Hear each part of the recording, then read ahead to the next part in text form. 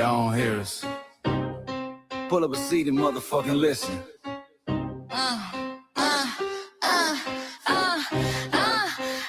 Pull up a seat and motherfucking listen. Pack your bag, time to go home. Talking crazy on our soil where our blood and bones grown. This our grind, we outside on it. While y'all fools on the outside looking, y'all show no respect to Black America, so leave. Hey. Y'all don't get it, so it's time to go home. Get the hell up out of America, take your digits, make it just fly on. Y'all don't get it, so it's time to go home. Get the hell up out of America, take your digits, make it just fly on. You landed on the tarmac, fresh off the boat. Talking about y'all building nothing, man, you choking on the note. My ancestors the reason that this country even breathes. Picked the cotton, built the White House, planted the seed. Jim Crow laws, redlined the map, we was the target. You think that struggle's a costume, man, you can't mark it. We fought the wars, we bled the blood, we died for our future's chance. And you come here and give our legacy a side eye while throwing shade on the guard. While you benefit from doors we kicked down with our last breath. Now you spit on the architects who stared down death. Disrespectful, that's disrespectful, ungrateful, a slap in the face to only people who gave a fuck. So let me show your ungrateful ass to the right place. Pack your bags, time to go home. Talking crazy on our soil where our blood and bones grown. This our ground and we outside on it. While y'all fools on the outside looking, y'all show no respect to Black America, so leave. Y'all don't get it, so it's time to go home. Get the hell up out of America, take your digits, make it just fly on. Y'all don't get it, so it's time to go home. Get the hell up out of America, take your digits, make it just fly on. Passport, the visa, the privilege to be here. Cause my grandma did march for y'all, so disappear from our land. You cosplaying our pain. Think it's a trend you can borrow, but you ain't inherit the ghosts of our sorrow. We the foundation, the bedrock, the soil and the root. You not no branch on our tree, and unproductive people always cosplaying me. Talking about we ain't do nothing, you lost your mind. We built this from nothing, time after time. From the beginning to now, we been the backbone and muscle. Why you look down on the struggle and cause a whole tussle? The energy sky was discussing it's whack. So let's make it clear, there's no turning back. This land is paid for in full. In blood, sweat, and tears, and dreams deferred. You don't get to come into a house we built from the dirt and telling Black America y'all ain't worth nothing. That's a violation, facts.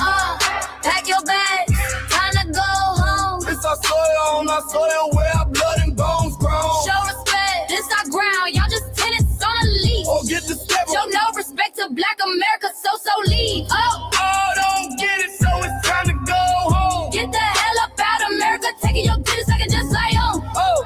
Don't get it, so it's time to go home. Get the hell up out of America, taking your digits, I can just fly on. Yeah, fly little birdies. Fly on back to where you came from. This ain't for you. The sail is sacred. We said what we said, It's time for y'all to go home. So fly a little birdies fly. So fly a little birdies fly. So fly a little birdies fly. Far, far away from here. So fly a little birdies fly. So fly a little birdies fly. So fly a little birdies fly. Far, far away from here. So fly a little birdies fly. So fly a little birdies fly. So fly a little birdies fly. Far, far away from here. So fly a little birdies fly. So fly a little birdies fly. So fly a little birdies fly. Far, far away from here. Bye bye, little birds.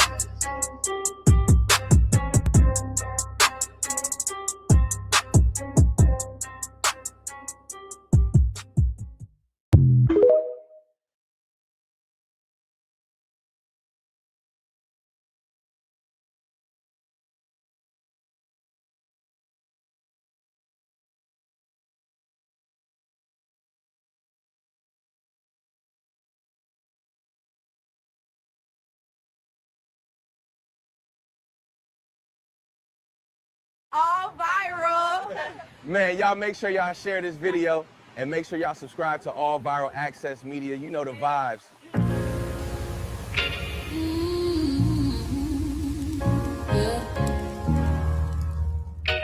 They thought we forgot, but we never forget. ones for the rules. We built this land from dust and tears for 100 years, and we still here. They write new rules, but they don't see every freedom they got came off you and me. We planted seeds, they took the bloom. We lit the flame, they left the room. But we back now, no disguise. The spirit's woke, we realize all we want is what we earn. That sweat and blood, yeah, that table turn. You can't buy culture, can't fake that fight. This is our day, this is our ride. We LBA. Say it loud, say it strong. We the heartbeat that's been here all along. Foundational Black Americans, stand tall. We ain't begging for nothing, we built that all. Born from pain and grace, you can see the truth written in our face. We the soul, the sound, to fight the flame. Foundational Black Americans, say our name. They love our rhythm, but they dodge our blues. Use our voice when it fits their news. They take our sound, but not our scars. We the backbone, we the stars. Now the veil is gone, the mask is clear. We see the game, we know it's here. No more silence, no more lies. We lift that flag and watch it rise. Rise up, rise up. We the ones that made this nation breathe. Our pain to the power, our roots are trees. We know worlds. It's rhythm and grace, sounds, and now we reclaiming our rightful place. Can't copy courage, can't steal pain. You can't inherit soul by changing names. Our story ain't done, it's the revival. We guard the gate, it's about survival. We FBA, say it proud, say it loud. The world dances on what we vow. Foundational Black Americans, still we stand, still we fight, still we demand. Every block, every song, we've been right here all along. The soul of a people strong and free. Foundational Black Americans.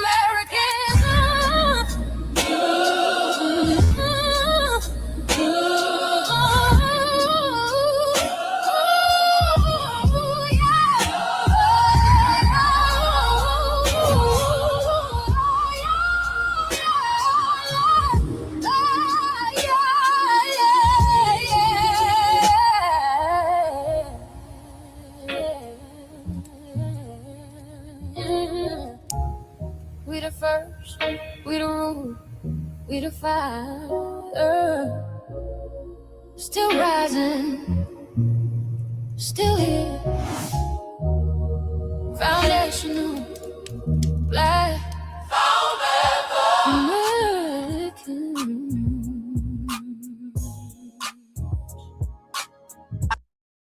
Sauce walking.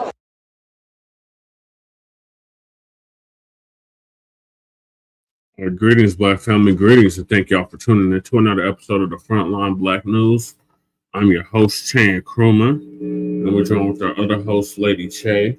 Hi, Lady Che. I'm here in spirit. And we're joined with our B1 FBA brother out of Denver, KNOCCED, who does our intro track usually for the Frontline Black News.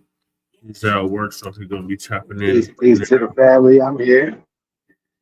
And we should be joined here shortly with Shabaka Sankori. The Shabaka's Black Experience Enhancer, which I'm the co-executive producer and co-host of. Greetings, KNOCCED, from the Mile High Income and Illegal Migrant Flooded City. Hey, what it look like, Jack? Yeah, it looks bad. It's real bad. Man, real cold, man. Real cold. Anderson, the dang on football team took an L, so everybody got a stinking attitude. Everybody's attitudes are bad. Real quick, do you think it was the weather? Do you think it was the fact that you didn't have the quarterback? Honestly, I didn't watch it. I don't be caring about that stuff, but hey. You gotta ask Jesse too. I was like, who do you think it was? Because usually it's pretty good, but once it started coming down in that fourth quarter, man, it was coming down hard. I looked at a couple of plays, but I didn't really watch that.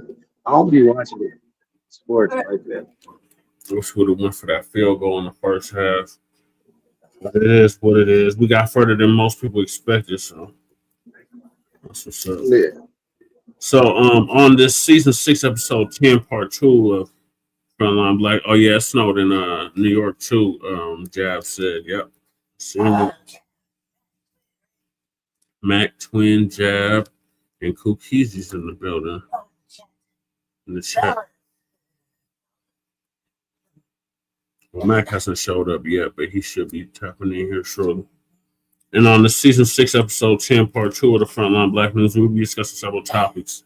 The first one is that damn culture vulture nigga neater by the name of Adam 22, as I call him Agent 2022, knocked out in first round by same dude that smashed his wife and ruined his entire. Then we got Corey Holcomb responds to Anton Daniels' altercation and violates his daughter. Corey Holcomb responds to Anton Daniels' legal action video and posts him dissing kids. Another one of Trump's patriots in trouble with the law again.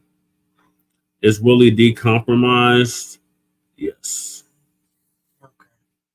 White man says his folks are to blame for the destruction caused by other people. Caused to other people. But you don't say, Cockazoid. Then bank falsely accuses black woman of fraud. Lawsuit erupts. And they were fine with CoIntelPro until the Patriot Act became law. And we are based out of East Denver, North Aurora, Colorado. We get the news from a frontline and Black First perspective. We are a part of the New Blacc Media and also the Signal Boosters of the New Blacc Media. We have been around for 6 seasons now and counting. We have several platforms that are part of the Frontline campaign. Frontline Blacc News is the first one we started back the end of 2020 and early 2021. It's your Black Experience Enhancers based on the 50th anniversary of the founding of the original Black Panther Party, the real Black Panther Party, not that bird song nonsense, but the real original Black Panther Party for self-defense. And we started on Blog Talk Radio back in 2016 and have been around for 11 seasons now. Shabaka's Black Experience Enhanced covers the Black experience from the beginning of time until 10 minutes ago. It's also part of the Frontline campaign that's recently, within the last 2 years, moved from Blog Talk Radio to StreamYard. So make sure you like and share the broadcast, family. Please join us on StreamYard, YouTube, Frontline Blacc News. And there's Shabaka right there. Greetings, Shabaka. I'm doing the intro. We got KNOCCED in the building. Let me bring you on. Okay, greetings, KNOCCED. Greetings, KNOCCED. No Greetings. pony. What's up, man?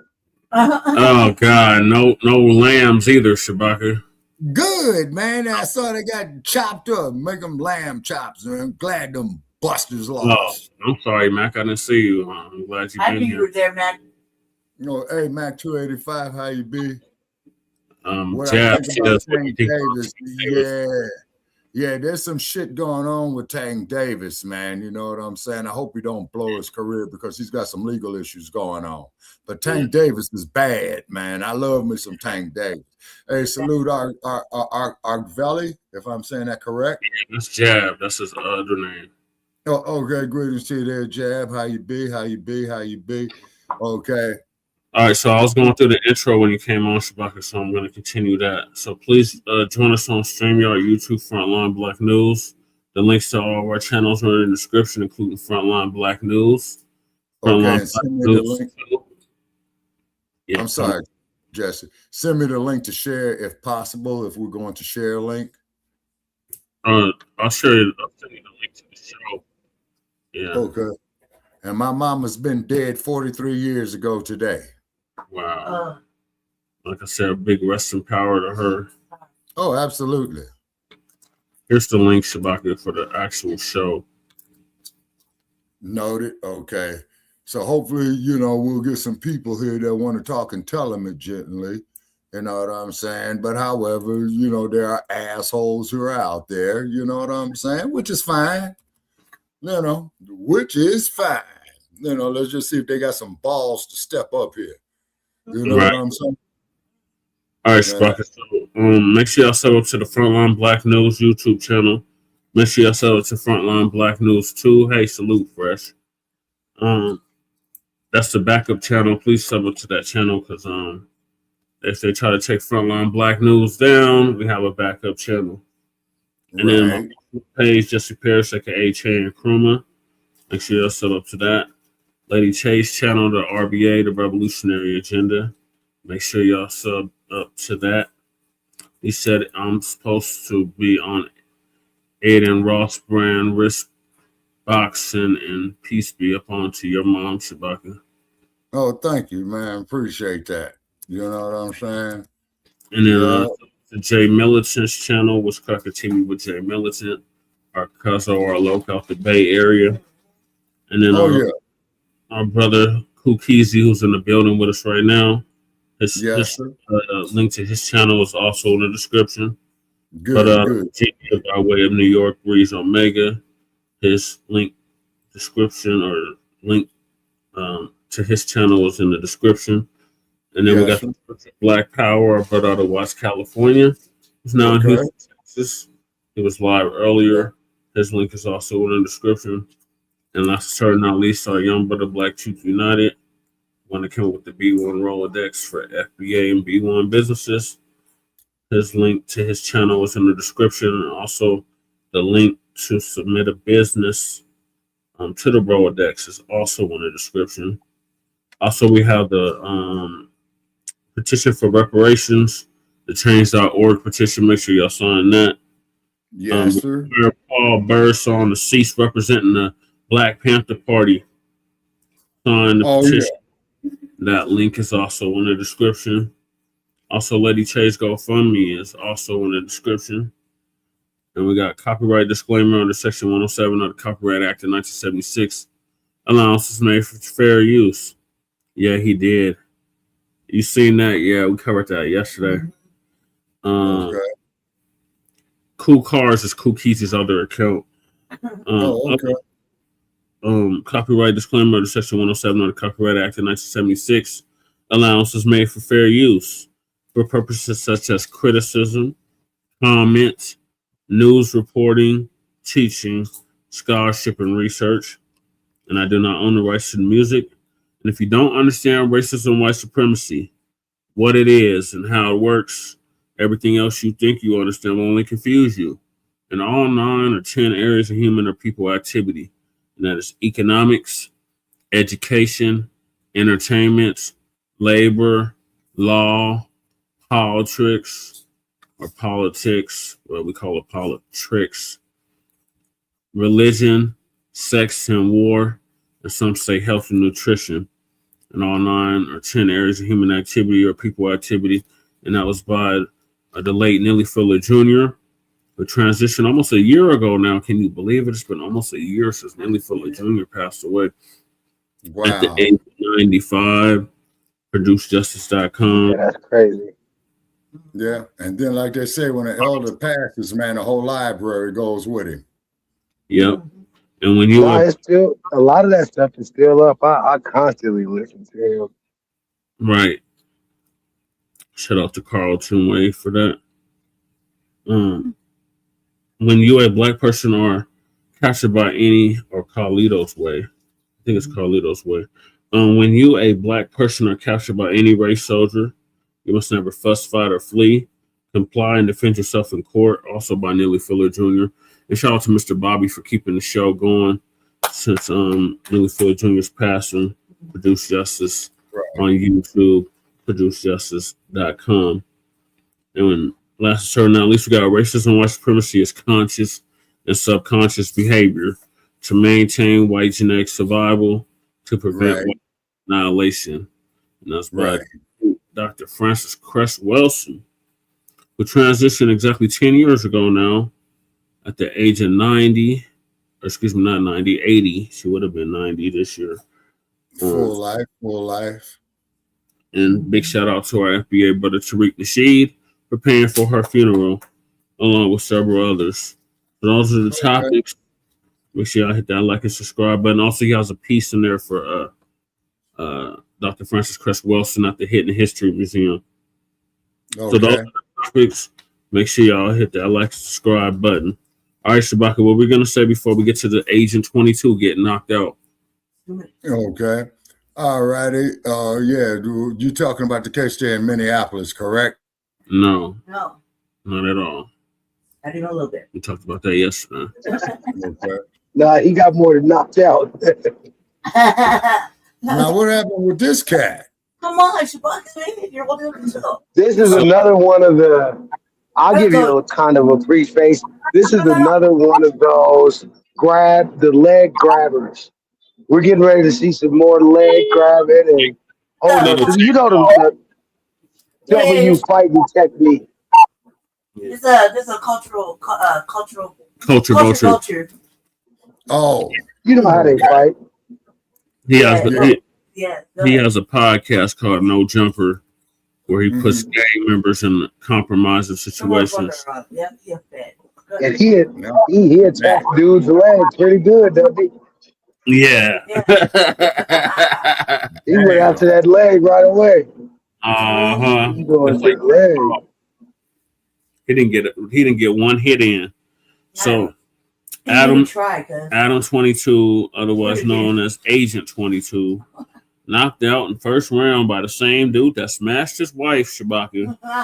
Oh man. Yeah.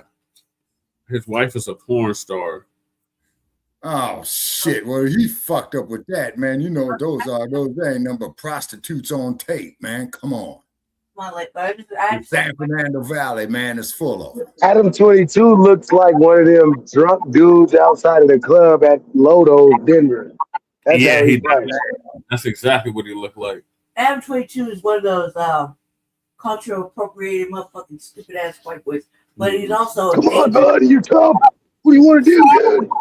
Yeah. That dangerous white boy. Man, just pump some lead in his ass, man. You know, shit, there's kryptonite for all these motherfuckers. Like the fact that here's another Blacc.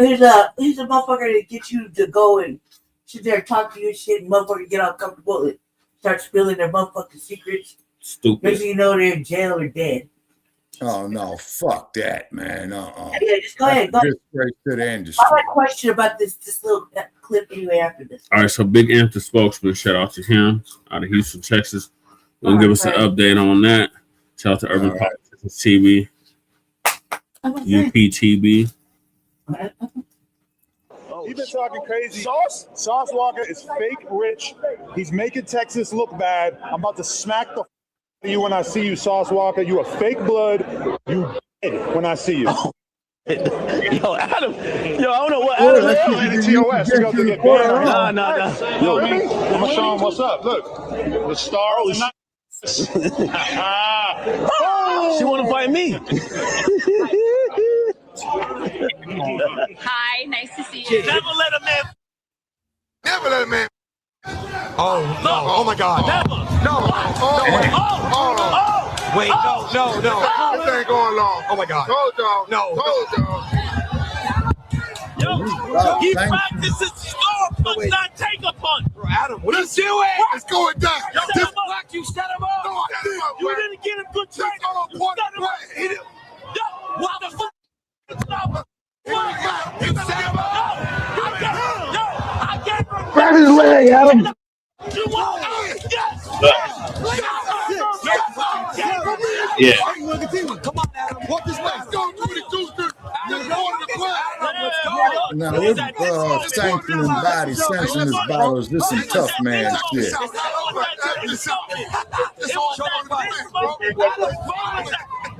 Damn. Yeah. He knocked his ass. Yeah, this motherfucker get that call out on their feet. Yeah, he raised him off. That's it. Fight over. One round. Only win one round.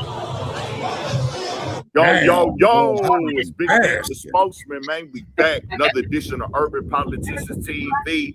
UPTV. Make sure you stay on your pivot at all times, man. Had to come tap in, and we back outside with it.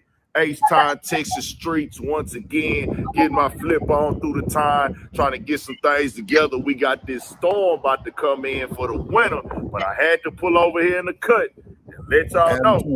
Finished latest up. Ass. Adam 22, I think anybody just watched that demonstration. Look, is you got Doc Scott in the first round, and all the things you landed a punch, and your wife was in the building. You was just dissing Sauce Walker, and I got to really just keep it all the way 1,000. We gonna make this educational. We gonna use this right here to put out information on exactly what not to do in life, period. There should never be a time where you go out like this sad, bad, and pathetic inside of a boxing ring or with your wife. Right. We just educating right here. This is just information. We got to bring y'all the real. Why sugarcoat it? I don't think anybody watched this and is shocked or surprised by it. It's just like when there's a lead up to a boxing match at times, you think it might be something there for you. It might be like, okay, maybe it could be a shocker. Anything can go left or right in the boxing ring. All it takes is one punch.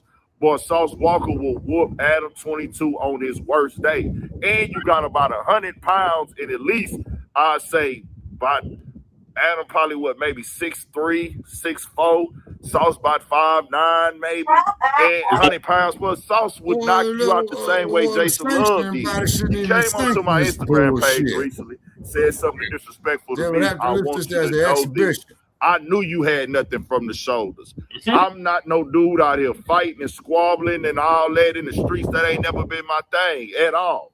But I know that Adam 22 could never see me. I was thinking when he said what he said to me, and he was talking disrespectful to 4 Extra, and 4 Extra will whoop you with one hand behind his back as well. Let's be clear here. What you put on today, 4 Extra most definitely would humiliate you inside the ring. And we is not laughing.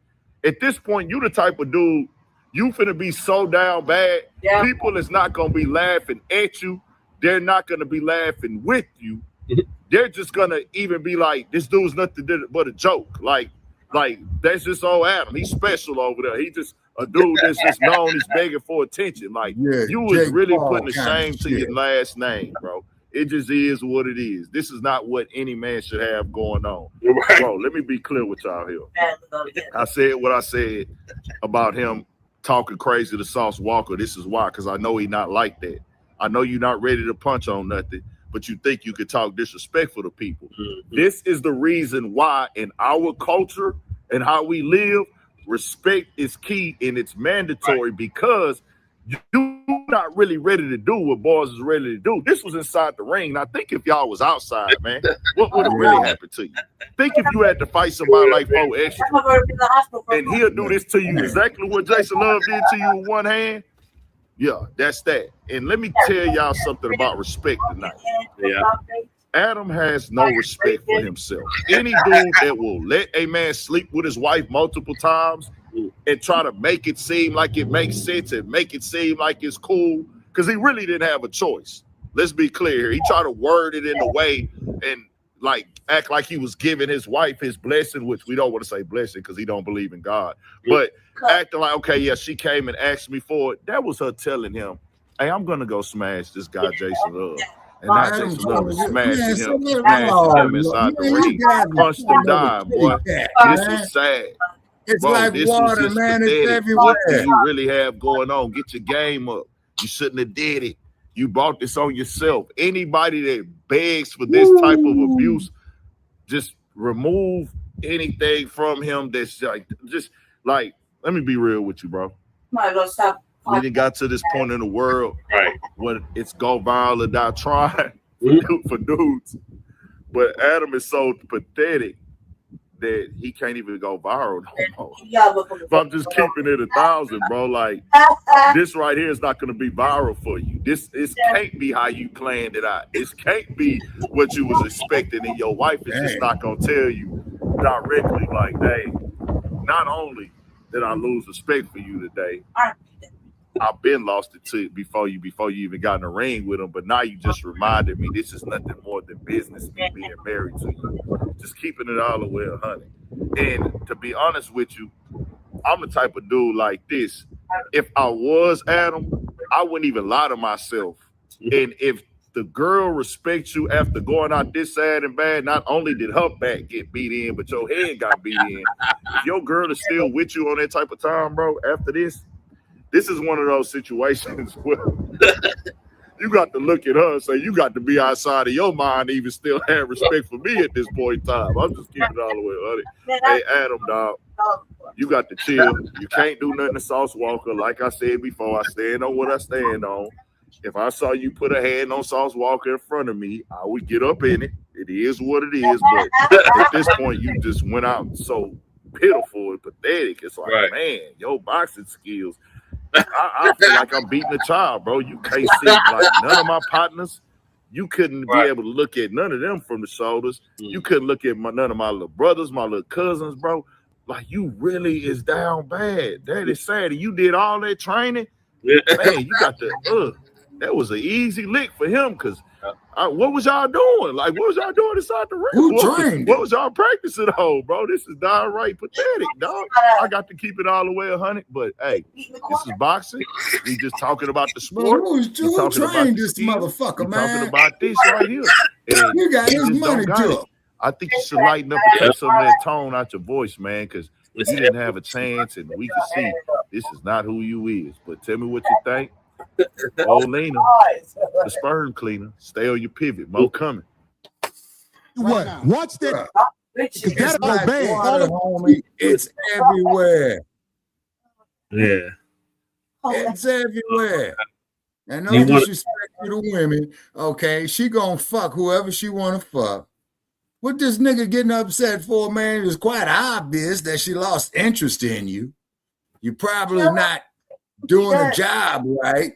Go get you another female, man. Come on, man. That's what she does. She's a porn star. Yeah, that's what she does. That's like that says everything. Right, that's what she does, but that's what he does too. So it don't matter, but either way, they're nasty, right? They're a bunch of fucking degenerates. They're nasty, right? So, but old girl was like calling lust the BBC, right? And dude shot up the club, you know? Yeah. He shot up the club. He went in there wrong. He went and shot up the club. How the fuck did that shit happen? Like what, a year and a half ago? Yeah. Something like that, right? And this motherfucker, everybody was clowning, and when dude was like, "Yeah, shot up the club, let me all up in it," right? And don't brother know that their statement could be used against them in the kangaroo courts of California and the court of law. Yeah, the cousin sit there over there just like all super extra stupid confident and shit after the fact, right? Everybody's clowning this motherfucker like for real, like, and you know, you just let anybody up in the club, raw, just shooting it all up. You know what I mean? Stupid ass, like. Shit, all kind of bad shit, but this is abnormal. This motherfuckers will be over there on no jump and get all comfortable. Next thing you know, they all in the pool. Next thing you know, everybody's zesty. You know what I mean? Like they done lost their crippling credibility because they zesty now. You know what I mean? Like super zesty. Like I think I was like, wondering, I was like, man, y'all motherfuckers making everything look bad, pretty gay. You know what I mean? Lord. It all makes sense to me, right? It makes sense to me because I was like, no wonder he has to pay brothers to go up on there, you know, sit there and talk. Like this motherfucker over there acting like he got the key to motherfucking California, right? That he can make all these fucking threats to motherfuckers and talk all this shit to brothers. And these motherfuckers just simmer down or whatever. They come up there, they get a little. They don't really elevate from no jumper. You realize that, right? Once you get on no jumper, you don't really go any further with your career. Just like Blacc. Right?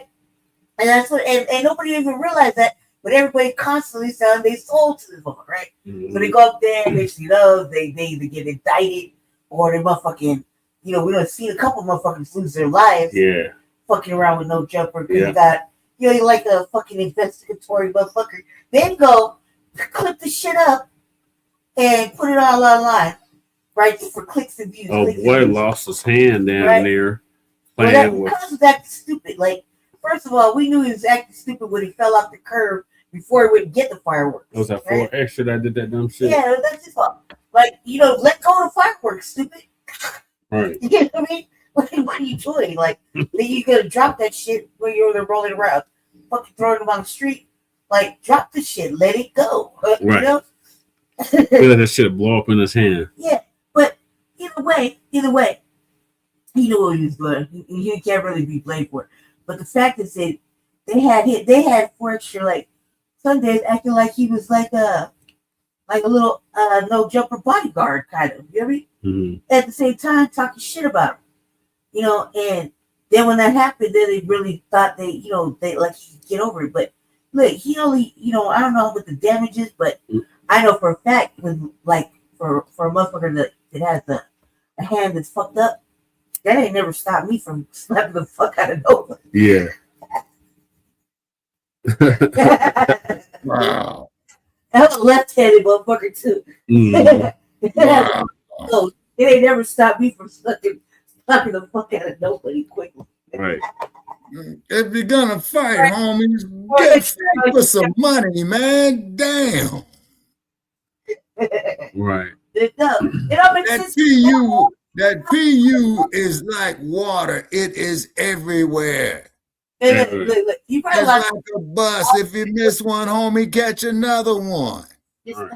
Fuck him, man. No, he lost credibility anyway.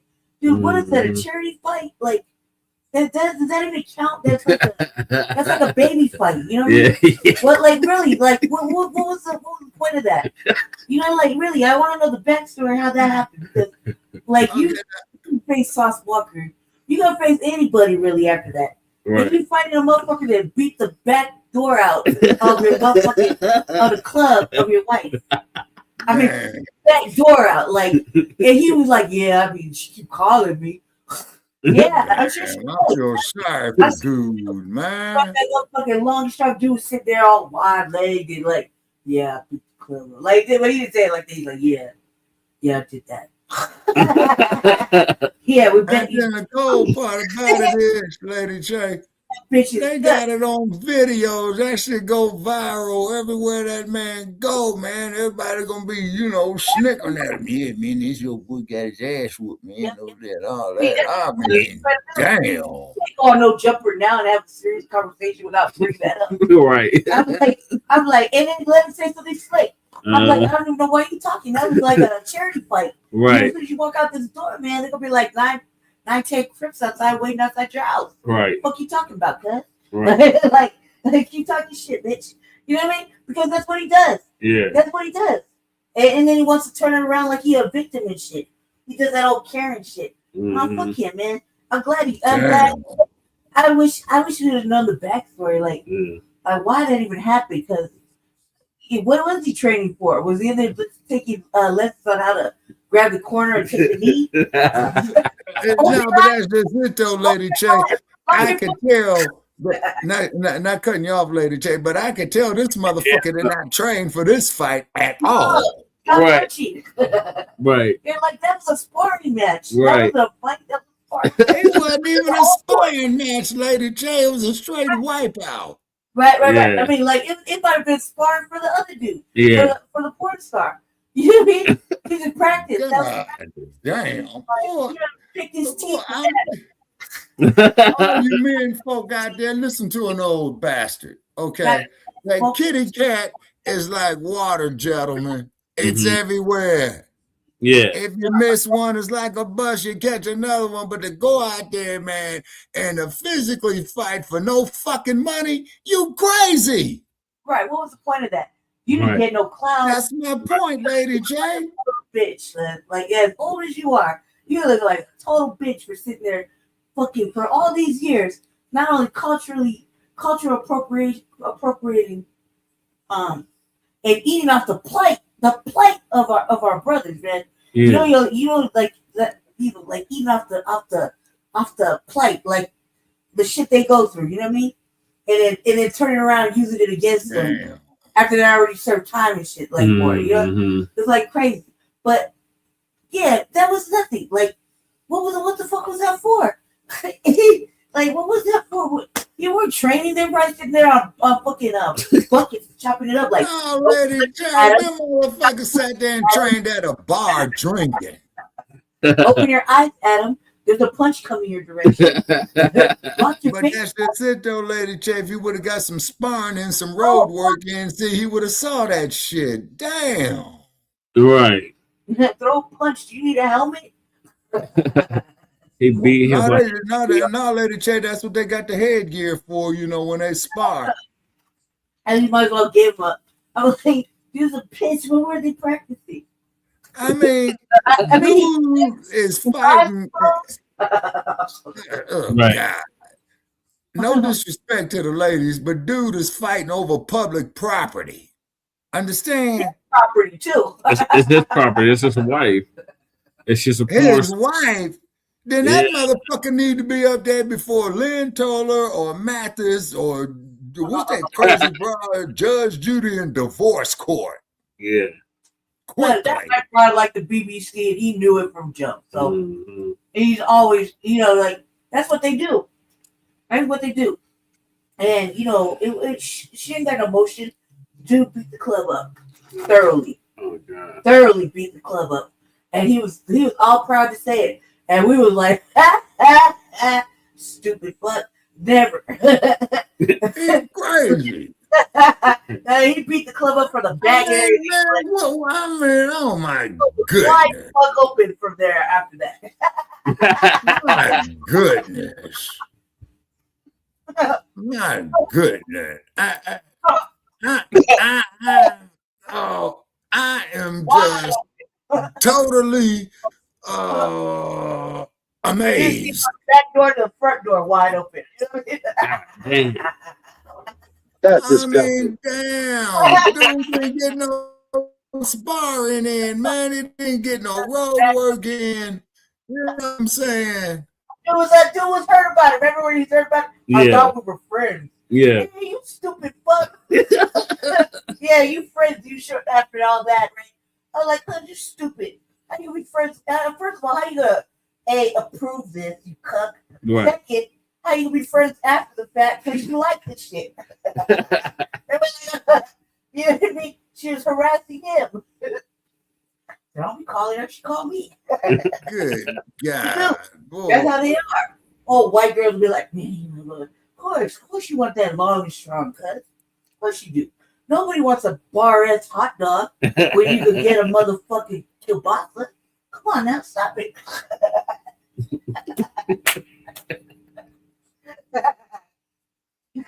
Wow. So not only did he smash his wife, but he smashed him in the ring. Damn, man. I mean, man. How much was the motherfucker paid, or did he get paid? I mean, man, what is this bullshit? Come on, man. My shit would never fit right. Stop. Who promoted that shit? I want to know the backstory about Whatever who the promoter was, surely he used this shit as a tax write-off. Right. Like, open your eyes, Adam. Get out the corner, Adam. I mean, God, but like any practice, nothing. Like this dude just took it. Like, hey, you know what? I made it. Not one jab thrown. Not at all. Not even. Yeah, that was a struggle fight, man. Man, that's what I'm saying, big homie. The breaks off of somebody like slow, you know, like challenge. Yeah. Like you, like that. I felt like dude was holding him. Beating up the head. And then you know, now listen to me, people. And they fighting for a piece of real estate with grass on top. They've been beaten up. Nigga, please. They probably don't even got no walls anymore. Like, right. The fuck you talking You're right, Lady J. You're right. Everything you saying is right, ma'am. That motherfucker should have did is she said the hell with that broad and went on and got him something else. It's like water. That kitty cat is everywhere. You know when she let Crip Mac fucking get up in it, you know it's a bad sign. You know what I mean? I mean, damn, man. I thought Jake Paul was a clown. Crib back up in that bitch. You know it was a bad thing. He was up in the club too, so everybody was up in the club. Lord. And then they get like Diddy after dark. You know what I mean? So it's like we're doing the most. Well, see, that just goes to show, Lady K, for a man, your Johnson will mislead you. Yeah. It will mislead you. Now, with me being an old bastard on that, gives me more time to think.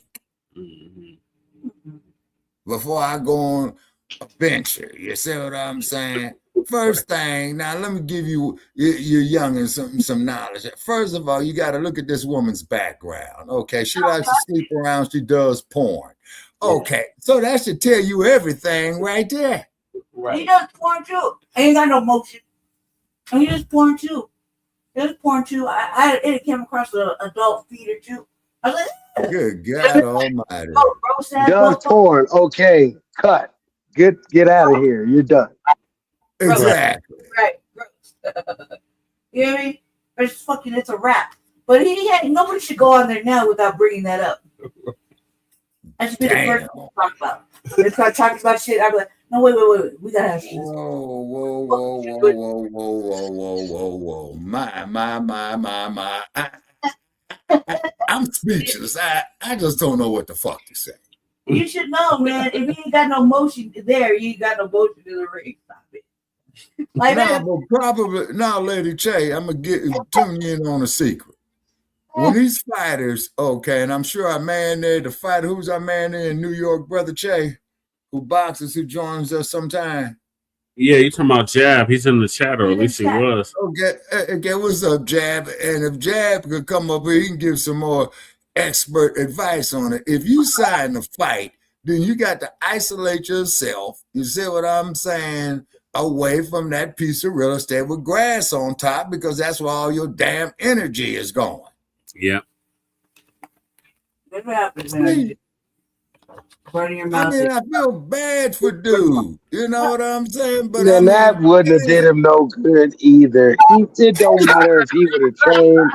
He could have trained with Rocky and still would have got poop pound. That motherfucker was scared. You see him be like, open your eyes. Yeah. Open your eyes. Yeah, I could have trained the motherfucker to look better than that. Right. Shit, a motherfucker with like Down syndrome could have fought better than that. Damn. You would have trained him to get his feelings hurt. But that's just it though, big homie. I would ask dude this one question. Could you lock up for 30 days and train for the fight? No, if he tells me yes, I'll halfway believe him. If he tells me no, I would say at least he's honest and get the fuck out of here. That way I ain't got to waste my time. You got to do that road work. Man, you know what? I seen dudes like him in the Denver County Jail so many times. They come in all tatted up, got a little size, acting all tough, and then next thing you know, they square up and do exactly what he did and get beat out of their pants. Yeah. Damn. Man, you got to do some damn push-ups, some damn sit-ups, and some leg raises just for the preliminary. You got to skip. You know what? All them push-ups, that don't matter. Hey, that's what happened. They beat them dudes. They've been doing push-ups for 7 years. Yeah. They've been doing burpees. They go hard in the paint. These dudes they're really good in shape, some of them. And then they run up and get stocked up by a base head that just came off the streets. Damn. Now that's bad. That's bad. Yeah. That is bad. See, because those base heads that came off the streets, they get swollen about 3 weeks. Yeah. After they ate everybody's shit, they're like, you gonna eat that? You're coming down, man. God almighty. They get swollen in about 3 weeks. They the pod box. They got Adam 22 washing their drawers. Yeah. Yeah, that's true. People under the staircase and shit. Yeah, boy. And I ain't never washing the motherfuckers' drawers, man, because I hate to wash mine, but I make sure the motherfuckers clean. Right. That's humiliating. Right. Well, a motherfucker come up there and tell you to watch some shit where he put the crack of his nasty ass on. Oh my goodness. Man, at least throw a couple punches if you're gonna lose. It don't matter. Right. I mean, you lose. Everybody's a winner. You know what I mean? But at Hey, least dude, think about those dynamics. In a lot of places like that, if you don't got no hands, you ain't gonna eat. all right. Right. Now what's Adam 22 gonna eat? He always like to hang around these type of street characters. Like, so what's he gonna eat amongst those type of people? Now it makes sense why though. Why he has to have motherfuckers like that, like the lokes all around him all the time. Now it makes sense. You gotta pay for protection. Yeah. You know what I mean? When you gotta pay for protection, you probably paying out the ass. I think this kind of exposes them too. Because it's like, look, we seen this dude just do all this and that, and you dude kind of be hanging around this kind of dude all day. Now what's up with that? That's your home. Whose man is that? Right. And you taking orders, and you simmering down. And we really got to look at WAC 100 now. Oh God. Really got to look at him because not only has he been like, you know, Adam 22's fucking like bitch, like really, but Adam didn't mean it like that. No, he meant it. You know what I mean? You know, Adam didn't do that. You would never do that. You know, like always cover it up for him and shit. Yeah. Always handling his fucking and whatnot. Right? So I like never really got to look at him. We already knew he was kind of he's been off brand. You know what I mean? My goodness. My bad. Dirty sock wearing ass. Yeah. Damn, man, and you over there fighting over some porno broad, man. Come on, man. That club been wide open. Right. And not in a good way. No. Not no Bruce Collins way. We're talking about really just fucked up. Ooh, man. Still walls left. Back when. Never. Yeah.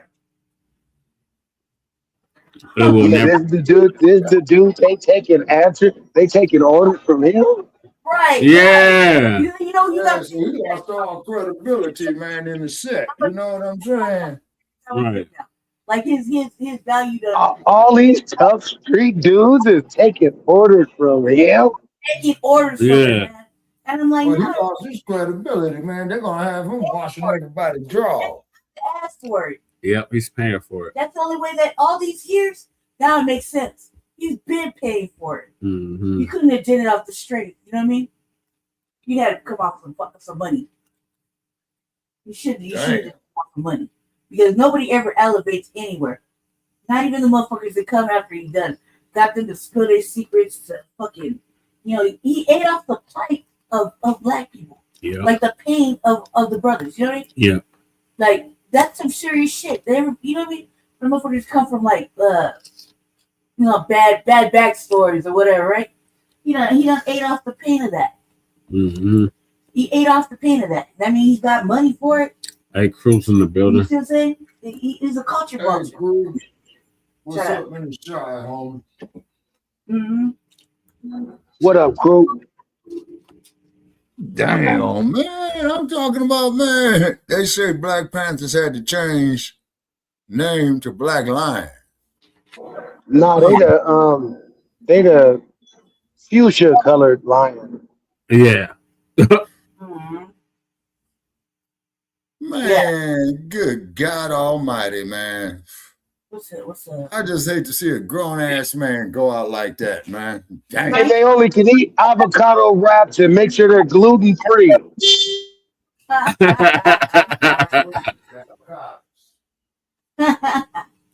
Oh, soft ass motherfucking Adam. That's what this punk ass get. Yeah, he just never could get that shit out in the street. You know what I mean? Like, yeah, you got that in the street. Shit. His credibility is down bad. Like, I remember that. I was passing that video, just sharing it all the time. No, lady, his credibility is obliterated. Adam 22 fights like some nigga that's gluten free. He fight like a vegan.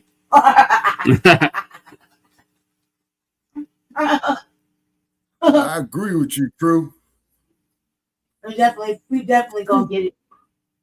They're gonna see that motherfucker in the street now. You know, because he done made some enemies too.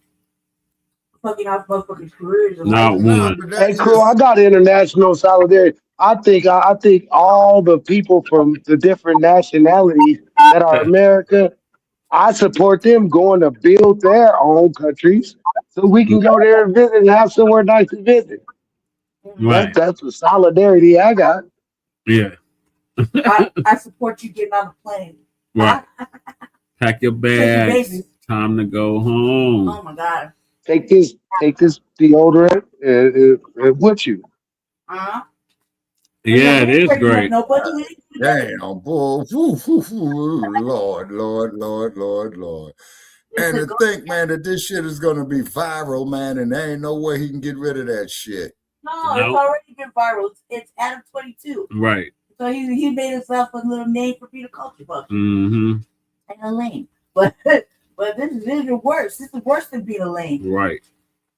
It's real bad. Damn. He's been running his mouth for a long time. Mm-hmm. Oh, So, my. I think it's only the beginning. I think he's going to keep getting beat up now. Right. That's only the start. Man, the only thing I know, man, if dude is going to continue in that profession, man, his ass got to get out there and get some road work in, man, hit them goddamn weights, man, you know what I'm saying, and hit that heavy bag. And dude was Right. No, because he talks slick. When people go on his show, he be talking slick. And I seen a few people kind of jump up on him, so I'm pretty sure he getting ready to get smacked up a couple of more times. Damn, boy. I just feel bad for dude, man, because he got a hell of a 60-degree incline up a big-ass mountain, man, to get his reputation back. I don't feel bad. I want to see the baby go on there and smack him. Smacked up so many times Yeah. when motherfuckers come in there strapped and everything. Yeah. And he over there like, running from the back, security gotta hold his head, like cover him and shit. Mm-hmm. You gotta pay extra for everything. That's why he always that's why his value is not low. You gotta pay extra when you're a fighter, can't back your shit up. Talk your shit and you got motherfuckers. Put that Akeem Ali dude on there. Let him talk crazy to him or something. If he slapped that nigga in his own spot. Damn. You're a real fuck up when they try to pistol whip you on camera in your own building. You know what I mean?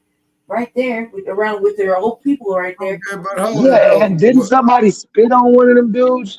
Yeah. Almighty. Funny. Yeah. Wasn't gonna stop.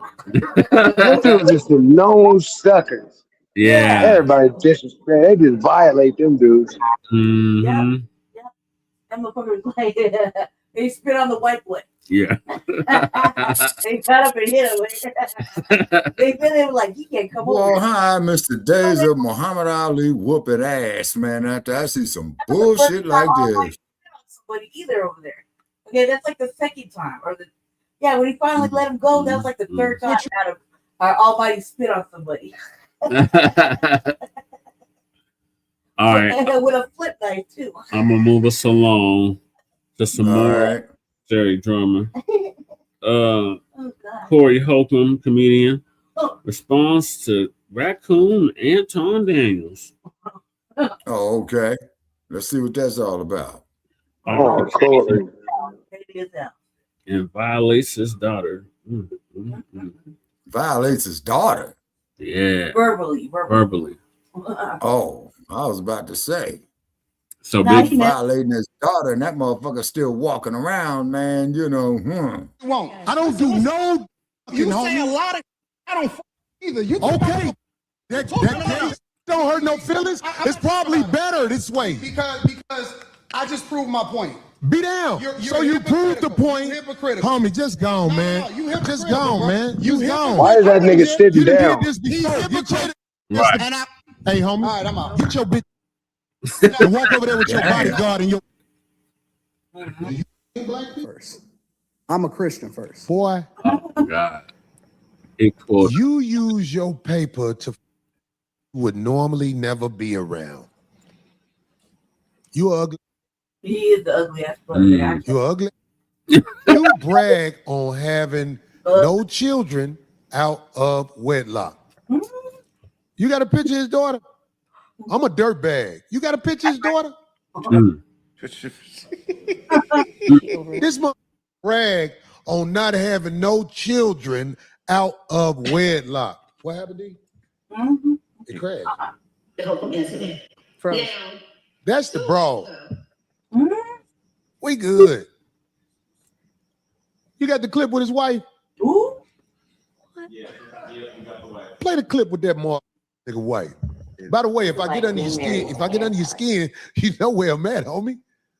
You know where I'm at. Yo, it's Big Ant, the spokesman, man. We back. Another edition of Urban Politicians TV, UPTV. Make sure you stay on your pivot at all times. None of this shit is grown man come shit. tap in, and I had a link in the description where you can watch the clip in the beginning in full on Corey Holcomb's 5150 show, where last night was the first episode back. It's the viral incident that went down last week, where it almost went all the way left after Anton Daniels came on as a guest. You've been around for what? To the heaviest level of disrespect between them two. They nearly got the punching and scrapping and really getting out there scratching, but they decided not to, as Anton Daniels decided to leave. Corey Holcomb popped in. I haven't seen what Anton Daniels has went back to his show and said. I didn't look at any of those videos in the past week and what they had going on in full, but I cut some of this stuff out right here that Corey Holcomb had said. He spoke on Anton Daniels' wife and his daughter, and I didn't want to put that on here. That was disrespectful. I don't agree with that. I don't think that's cool. I don't think that was needed. If it's between y'all as two grown men, keep that between y'all. Now, I don't know exactly what Anton Daniels has said about him in response to what went on, but I felt like that this right here wasn't accepted, bro. That ain't it at all. And keeping it all the way 100. And y'all know I call him Anton Daniels, as I said last week. Anton Daniels, that's my first time speaking on him on this channel. I call him Pawn because he moves and acts like one. He comes in there to cause the capital C's, the controversy, chaos, confusion, conflict, and confrontation, to be a part of the conversation, to keep the algorithm in rotation. He looks to antagonize. He looks to go in there and get you up under your skin and get you out your character. I called that from the jump about him, and that's why I said I don't have conversations with people who move like that, because he's not the only person that does that. I'm gonna go in the room and try to see how I can win the argument. I don't care about if I sound crazy or not, if I'm making sense or not. I'll even speak against black people. But by you doing this, you give him exactly what he wants. Corey Holcomb takes the L here to me. You already gave him a viral moment. I'm speaking in the realm of conversation in his mind. In Anton Daniels' mind, this is what he wanted. And I wouldn't give somebody like that what they want. Right. He wanted you to already to get mad. He wanted to try to make you look crazy and emotional on your show, like you can't hold it together, and like he beat you at your own game. He wants himself to look more intelligent than you in his mind, and he just needs you to do something to give him that. So people, this is how I move with it. And Corey Holcomb don't got to move like me. He don't have to agree with me. I'm just giving my opinion on it. I don't give people that who do that. And I learned that in life. You can't do that with them type of people. Keeping it all the way 100. But you gave him that because he as much as y'all went viral together, he needed you to go viral in the argument. This is the biggest moment he's had. Now, I've seen the controversial and the out of pocket, the anti-black talking stuff he said online throughout these little time. I first seen him when he had Charles the White on the show. That's gonna hit the hip hop algorithm because of how Charles the White came in the game. So that's how I even saw Anton Daniels. But I would see what would go on after that a little bit here and there. And I'm like, oh, no, he's one of those. He's going to do the rage bait. He can do the anti-black talking points that helps you build the audience rather quickly. The other things that you just jump in these lanes and speak on and then cover hip-hop as well, you could go up like that. He doing what he do. But I wouldn't talk to somebody like that on camera on my platform because I know they going to say something to try to get up under my skin and get me out of character to make me look crazy. Nah, with Corey Holcomb coming back to speaking on the man family, that's what he wanted. He wanted you to have to go that low because he wants you to seem bothered on the internet. Now, you cannot care, and I know that Corey Holcomb don't care. I know Corey Holcomb, he just gonna speak it how he feel and he gonna deal with it later. But you just gave him exactly what he wanted right here. It ain't about who the toughest at this point. Y'all already sat down with each other. Ain't nobody hit each other. Ain't nobody punch on each other, and y'all shouldn't have. But y'all is too old to be on here fighting. Corey Holcomb, you almost my parents' age, man. So you don't need to be on here fighting and squabbling nobody. But I do understand the disrespect, and be clear here. Him inviting them to sucking black people D, that wasn't the only disrespectful thing he did and said on that. He was playing with that man intelligence the entire show, bro. To come onto my platform and try to antagonize me, to try to circle talk me, to try to answer questions indirectly. The way that I was raised, that's disrespectful as a man. Don't even do that with me if I invite you onto my show. Corey Holcomb thought it would be a good look because he said, hey, we don't agree on a lot of things, so it's going to make for a good show. And that's true. It most definitely can. But you got to know when other people like that, they coming in with that type of plan. I call him Anton Daniels because of the fact he moves and acts like one with that strategic tactic and stuff. And he got his moment, and he got another moment on Corey Holcomb. So it is what it is. Corey Holcomb gonna do what he do. I didn't grew up seeing Corey Holcomb do comedy and things like that, but yeah, I don't agree with that at all.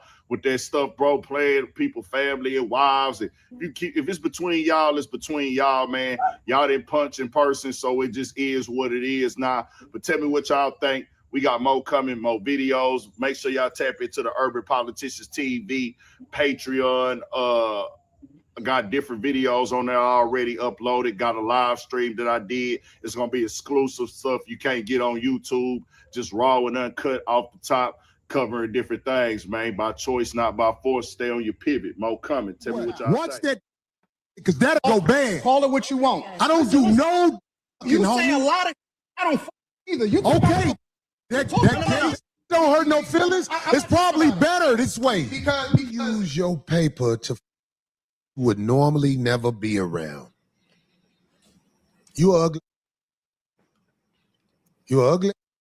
That's what I said. long-term damage that could make. All right, what are your thoughts about here? Man, this shit is crazy, man. That's all I can say. This shit is insane, man. Is there something in the water? Is it the dope that motherfuckers is smoking, man? Is it something in these computers? But something in the fuck is going on, man. You know what I'm saying? Yeah. Yeah, Michael, Sister Soldier did warn us about it. Oh, man, we need Sister Soldier. I dig me some Sister Soldier. Where is she at? In Japan, Shabaka. That's where Sister Soldier is? Yeah. Is she there permanently? Yeah, as far as I know. Damn. Yeah, Sister Soldier. Yeah, Sister was heavy.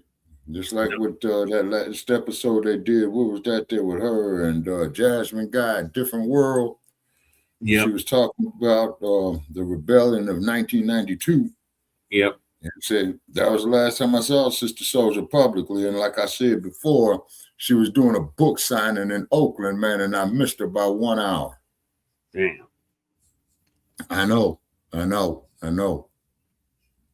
Oh, she's in Dubai now? I saw her. She was in Okay, so she's in Dubai now. So she's living in Dubai. Okay. Sister Soldier was correct about him, yeah. Okay. All right, Shabaka, what are your thoughts on Corey Holcomb and Antoine Daniels altercation?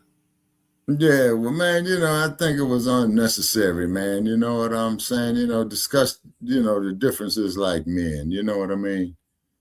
And whatnot. And then, of course, you can't never tell grown men what to do. You see, but I just wish they would have settled their differences, man, in a more respectful manner. Yeah, so Corey Holcomb responds to Antoine Daniels' the legal action video and post this in kids. Make. Damn. Our entire life, we've done everything to protect our child, ensured that she's never, ever, ever needed anything whatsoever, pray for me and my family. And at this point, I've been advised not to say anything else about it. So that's all I've been authorized to say. Had a couple emergency phone calls. The only thing that I can say at this point is that I can't say anything else about it. First, I need to go and make sure that my daughter is okay. And so it's a lot of tests. I'm not sure if she got to get pulled out of school for the rest of the year. This may affect her in that way. So I have to make sure that she's okay. She's no longer safe even going to school anymore. That's cat. Right. Right. We got to protect our babies. Babies, under no circumstances will I ever allow for my daughter to go under. So wait a minute.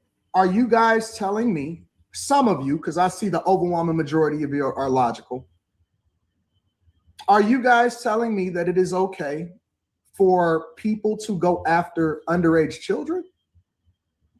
I have to figure out how to pick up the pieces. I have to figure out how to pick. Corey, he won. Corey and Craig, you win. You win, I give up. Mm-hmm. I have to figure out what collateral damage happened after that. You guys win. I got to figure out how to pick up the pieces. Family, Well, get off the internet then. Shambles.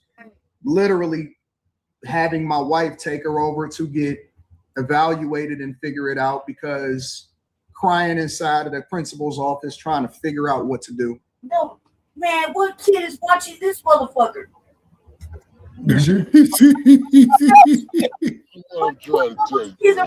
You want to talk about everybody else, wife, kids, and everybody, but when somebody say something about you, y'all got to go to therapy. How did they even that kid Was looking dustiest, right? And so I'm looking at these women, and the women's breath stink. The kids is dirty and nasty. Kids is dirty and nasty. Which one? Hey, look here, boy. I'm gonna give you an out. You leave me alone, I'm gonna leave you alone. But if you don't, it's gonna be more monkey business. I'm a Christian first. I'm a Christian first.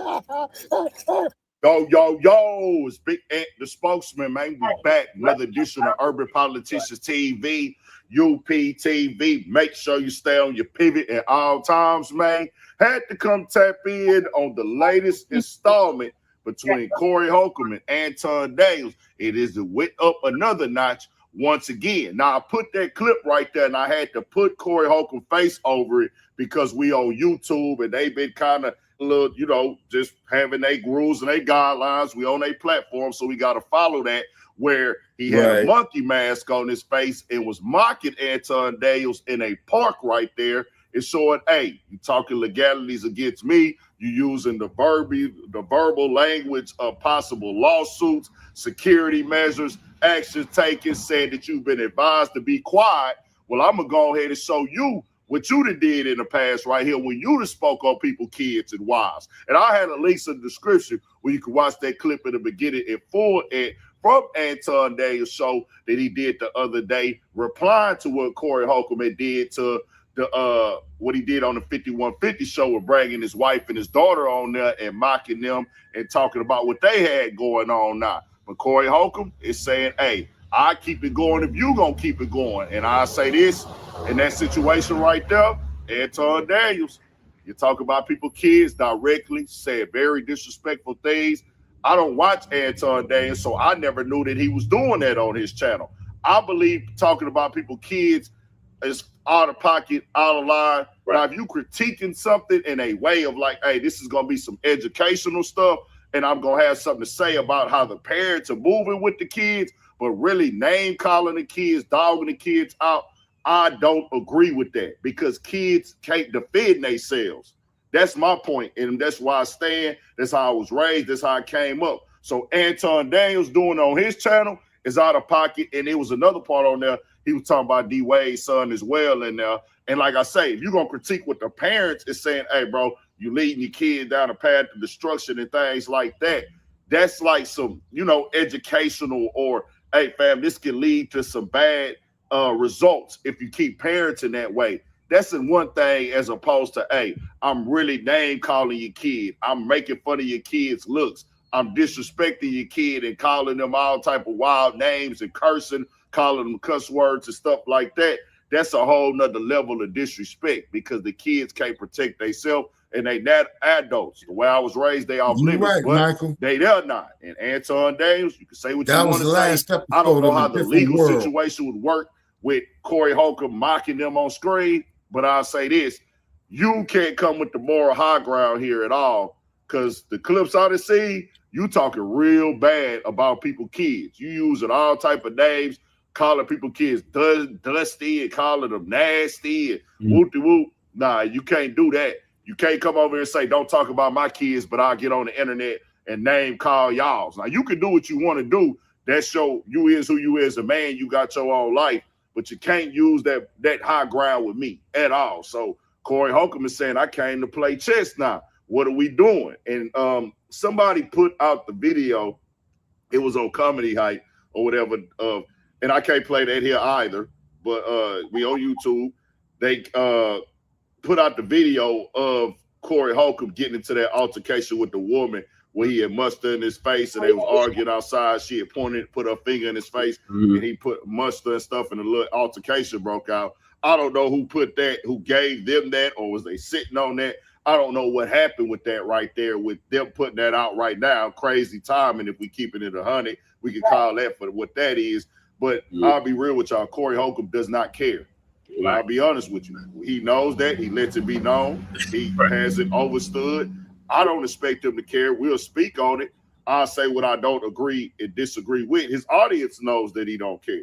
Keep it at 100. So him and Anton Daniels going back and forth. Anton Daniels winning now with a purpose and a goal to get Corey Holcomb out of character, to try to make him look like a fool on this show. He went in there with bad intentions, the way he was circle talking, not answering questions direct, kind of doing underlining jabs towards Corey Holcomb till it got to the point where it eventually went all the way left between them two. But he brought this on himself. I'm not okaying Corey Holcomb going back and talking about his daughter at all. I'm not with that. I wouldn't do that. I don't do that to people.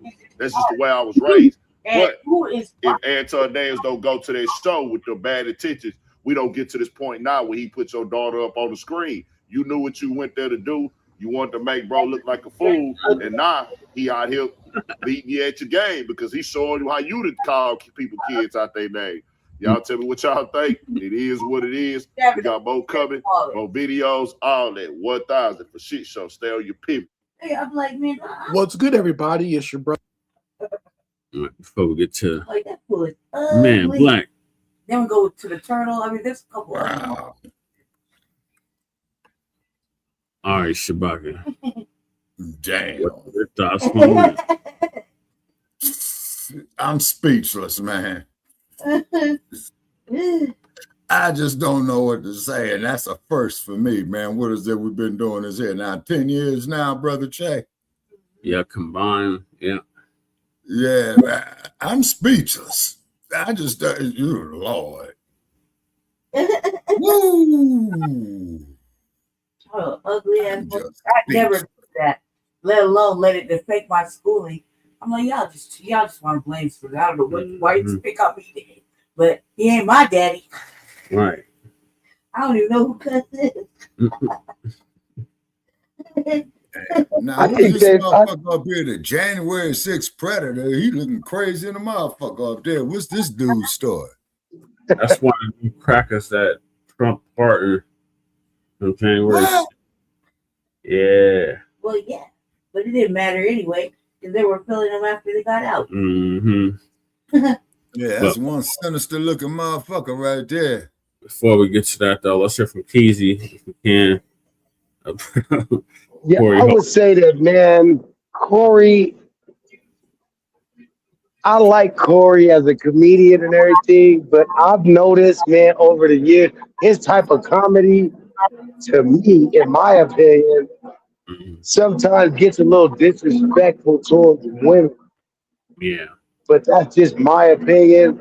He kind of goes in on that. That's just his style, I guess. And maybe Anton's goofy butt kind of knew that. He played on that. Yeah. And I think also Corey is a little bit of a hothead.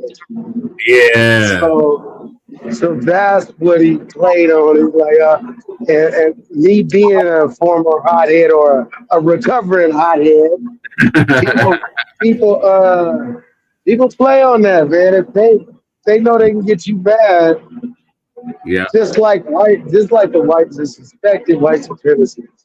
That N-word thing, that's just a trigger. They know that a lot of us are hotheads, and they can say that, and that's gonna make us crash out.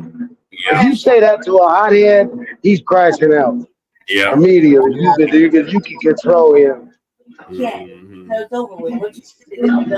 Yeah. So that's my thoughts on it. He got control, but I don't see a constructive result behind none of this. I think it's all nothing. Yeah.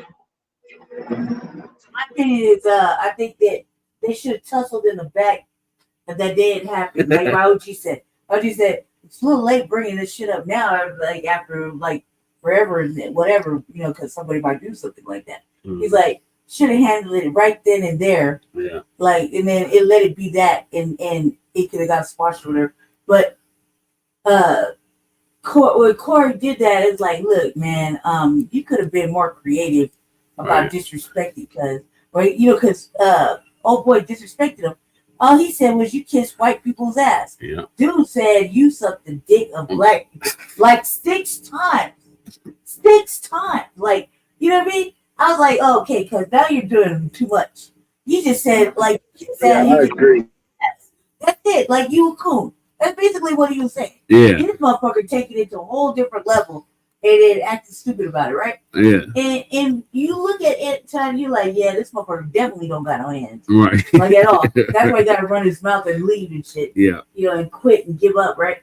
But it also says something about Corey. Like, man, okay, look, you had your chance. Yeah. To disrespect this motherfucker for real, and pick him up off his feet and throw him around the fucking studio a little bit. You had your chance to do that. Yeah. You know what I mean? And you would have been kind of like in the right to do it. Yeah. He was being mad disrespectful, right? But at the same time, now you drug it out like a whole week of antics talking about, yeah, we know you petty and messy, but when you weaponize somebody's motherfucking family like their wife, kid, and side piece, side piece. it's like so you have that and whatever. But what kid is motherfucking running around talking about Anton Daniels? I would never do that shit. That fucking motherfucker is not my father. That old fucking. Hey, what about this? Bald-headed fucking not my dad. Right. At all. Right? What about this? This dude told you to. He invited you to the Frank stand, and you gave him nothing but lip service. Right. Right. Yeah. If you would, nah, you can't do that. You can't do that. That wasn't supposed to happen like that. I mean, if you talking all this talk, there's no way somebody's supposed to say that to you, and you're supposed to say anything after that. You ain't supposed to argue and get all in the man's face. What does that turn you on or something? What? What's wrong with you? Right. Exactly. He was supposed to be getting seen about.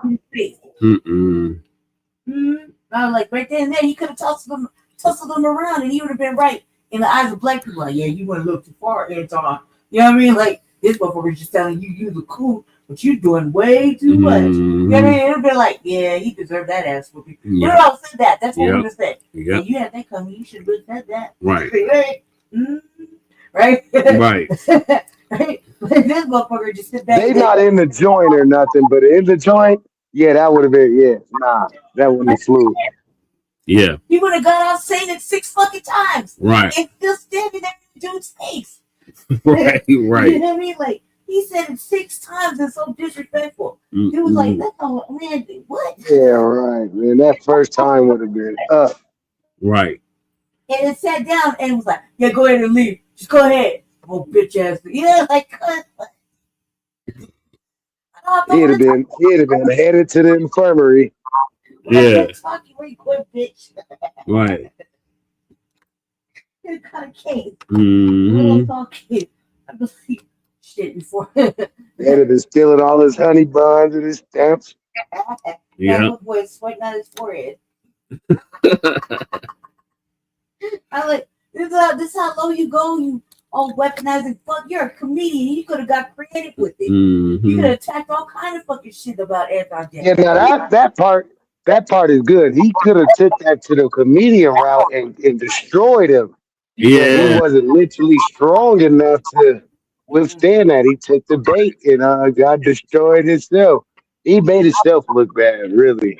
Yeah, he did. I mean, you checked the dude, but you made yourself look bad because if someone tells you that, if it's that disrespectful and it bothered you that much, then why ain't you smack him in the mouth?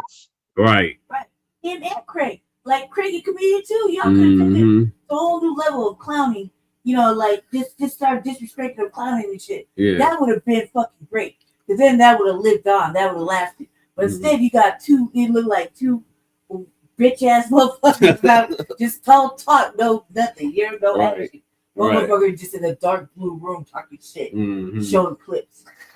The other one like, all right, I quit. My daughter been affected. My daughter. Hey, first of all, I don't know what you're talking about. I'd be like, I would never admit to fucking cuz or having a kid by cuz or that kid is my or that dude by daddy. None of that. And I'm like, that old fucking coon ass motherfucking ugly looking man, no. Fucking walnut head. Nah, I'm cool. No, old fucking old crusty, dusty motherfucker. Hell nah. I would never admit to that. I would never. You know what I mean? Like, what? You must think that low of me. I know I ain't got no daddy, but he ain't it. I never admit to that. I don't need counseling. All I know is Antoine didn't have that smoke for Fleece the Booty Bandit Johnson. That's right. Damn. I wish you could find that clip. Oh my god. That was funny. See, he could have attacked him on that. Yeah. That alone was fucking funny. Shit, y'all just see Antoine win one fight ever. And it was a scary racist white boy.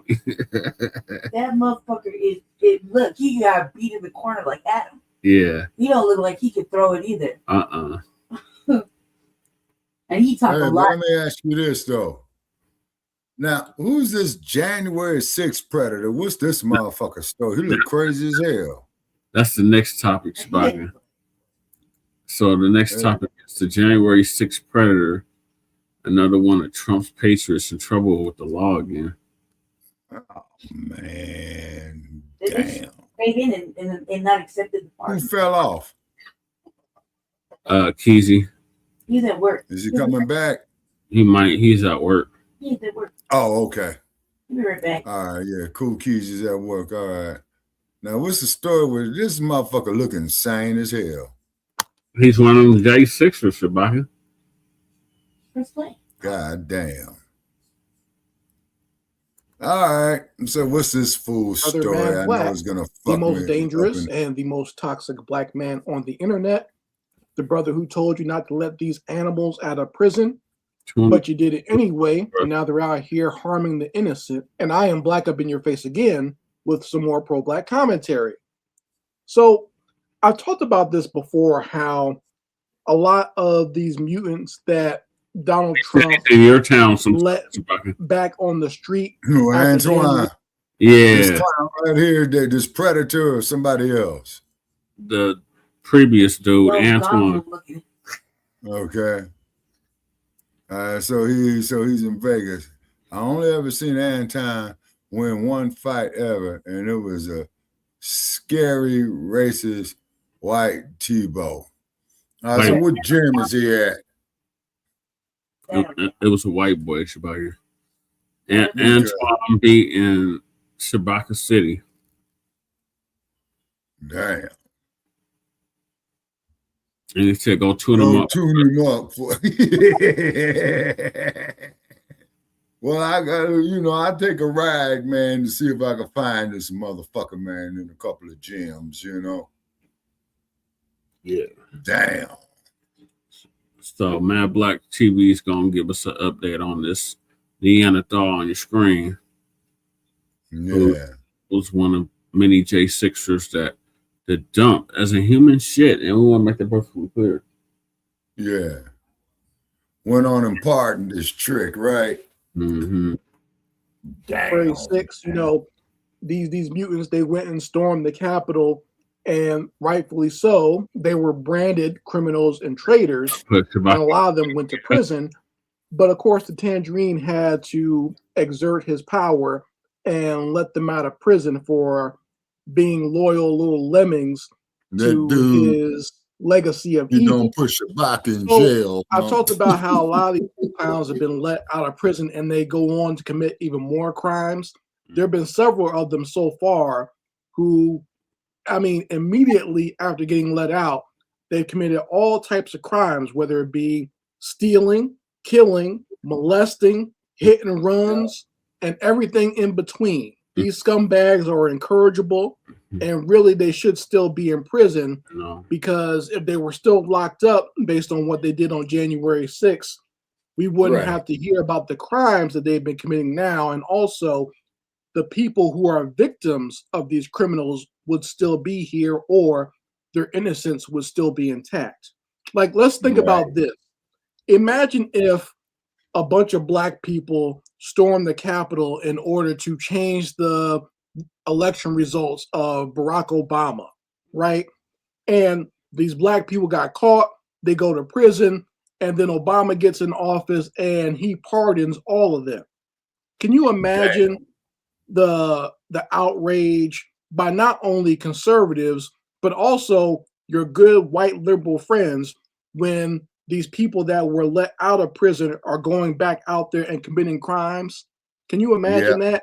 First of all, Barack Obama would be in prison himself for doing that, and they would probably institute a whole new set of laws just to arrest any black person that's seen out on the street after something like that happened, right? They would change the laws to make sure no other person of color could ever issue a pardon to another person of color.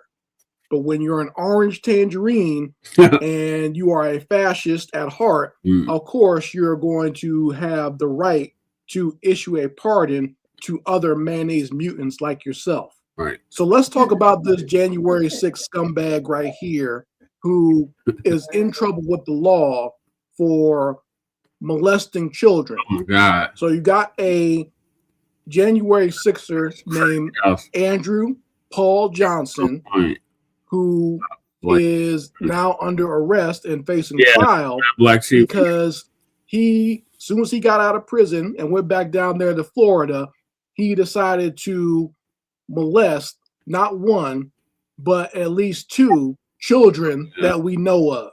And there are two children under the age of 12. So luckily, these children came forward and described this scumbag, and now he is arrested, and he's awaiting trial while he's in prison. And this asshole, he fits the description of like a stereotypical pedophile, like the ones that we were taught to look out for when we were younger, back in the 80s and 90s when they had like all those special programs or the DARE program, and they told you to watch out for strangers. He fits that. Okay, and then he fits that in the way that he doesn't have a residence. He's transient, meaning he's probably homeless, but he has a van that he lives in and sleeps in, and he's trying to lure children into. So he was driving around trying to lure children into his van. So that's what type of scumbag that Donald Trump let back out on the streets. A nasty, sick, perverted devil. Yeah, it is sick. Should be locked up.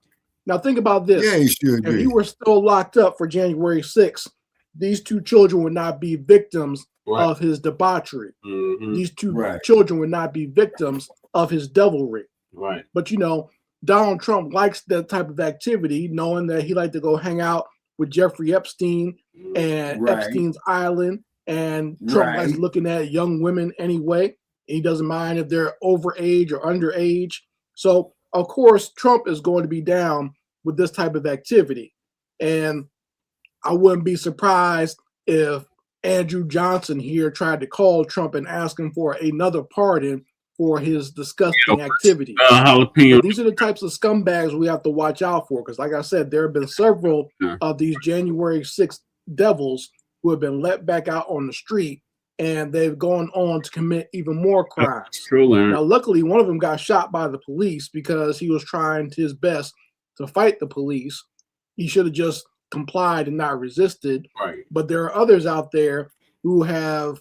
There's one lady who ran over or killed a family in a hit and run, like a head-on collision. Wow. Right. And there's been others.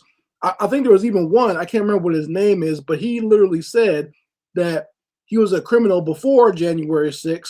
He got arrested on January 6th, and he was locked up for that, but he got let out. And he literally said he was going to commit more crime. He's been put, that fool was literally on the record saying he was going to commit crime again. And sure enough, he did. And now his ass is back in prison. Right. So it's like the scummiest types of people are the ones that follow Donald Trump. Because, I mean, at the end of the day, he's a criminal himself. Yeah. Right. He's someone that doesn't follow the law. But when you have that type of fascist and authoritarian personality that he does have, you're going to have a bunch of thugs and scumbags who want to follow him, right? And they'll follow him and do whatever he says and believe whatever he says. And he's someone that they can admire and someone that they can look up to. So it's no surprise to me that Trump has all types of criminals, scumbags, child molesters, murderers, thieves, and just plain old violent criminals as his followers. And this is as why his we base. refer to him This as is why the I call them dumb, mayonnaise as mutants in and human MAGA shit. mutants. And this is why you need to watch out for them, because Trump has basically let these scumbags back out on the street, these traitors and terrorists to the United States. He let them back out on the streets, and you could possibly be their next victim. So you got to watch out for these assholes. You folks let me know how you feel about it in the comments section. I'd love to hear your opinions on this story.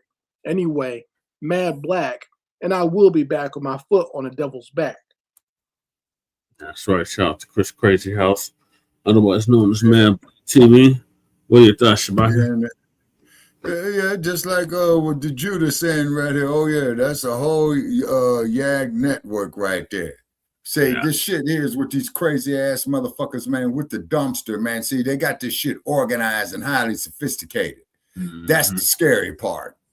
Yep, they're straight pedophiles. Yeah. But the cold part, like with this internet stuff, man, you see, you know, they can manipulate. Yep, that's finest, Keezy. Yeah, exactly, Cool Keezy. White culture is a threat. You see? No, it says white culture at its finest. Oh, yeah. Oh, at its finest. Okay, I got it. Oh, yeah. I had to change glasses right here. Oh, shit. Okay. I mean, my God, man. Okay. The cold part about it is, now they got motherfuckers out here like this now. If we as a people, man, locked and loaded and armed up to protect our children and our women in the communities, guess what they're going to hit us with? Conspiracy. Number one, plus terrorism. Yeah. Say. And they let assholes like this out here walk the street. So teach these babies, man, how to defend themselves at a young age so it'll be second nature to them. Right. Because they don't have the complexion for the protection. In this nation. Yeah. And then just like the brother, I forgot his name, man, they tore down all his YouTube videos. It was a brother, Brother Che, about 10 years ago, right? About 8 to 10 years ago. And he was showing his children how to break down weapons, how to shoot, how to protect each other, man. And they took all that brother's material down.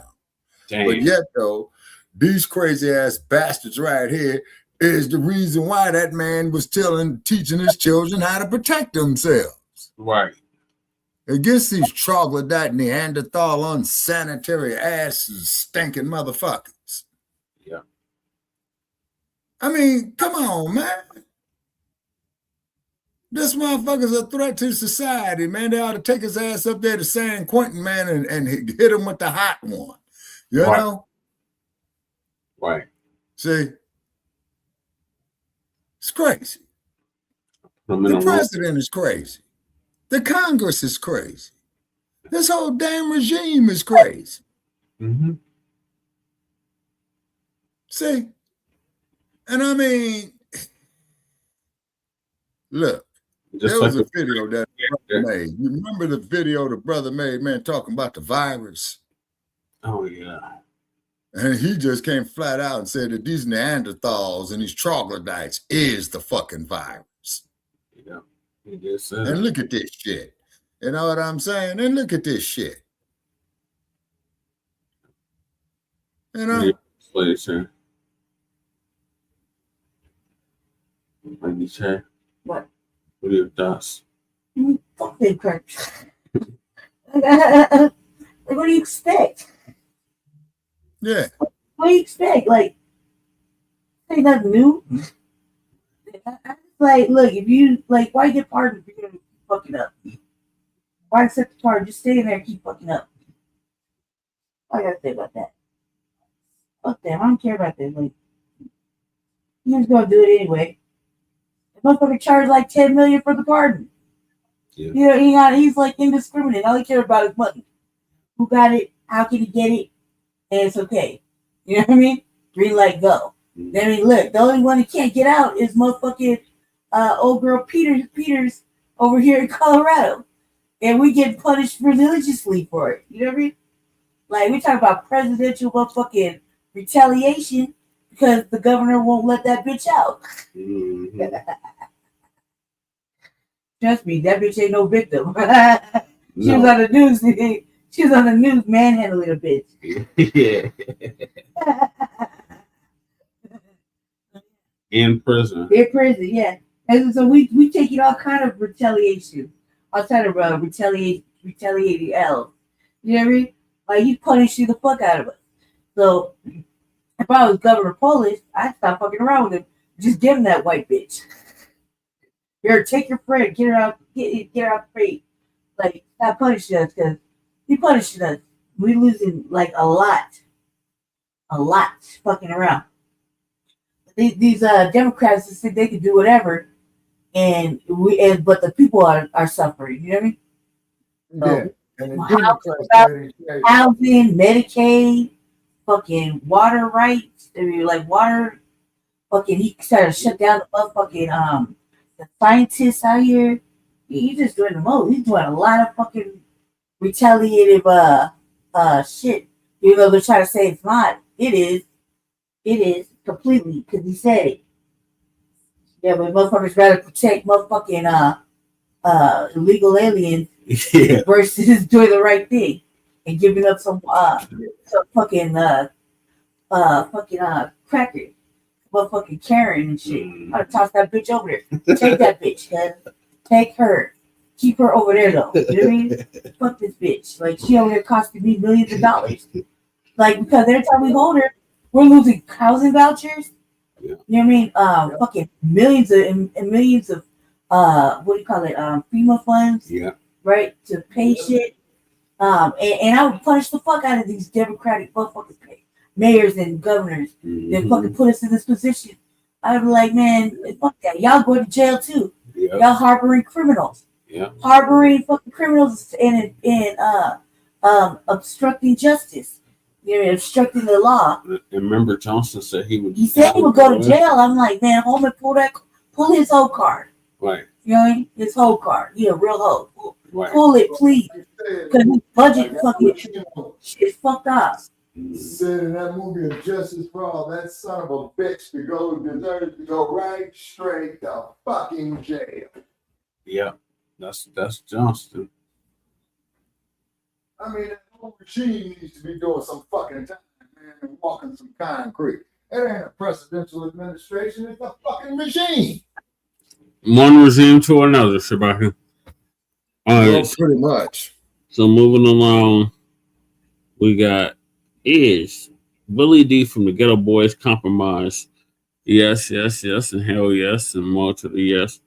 We've been calling him a Democratic shill for years. Mm-hmm. Okay. For who did the story?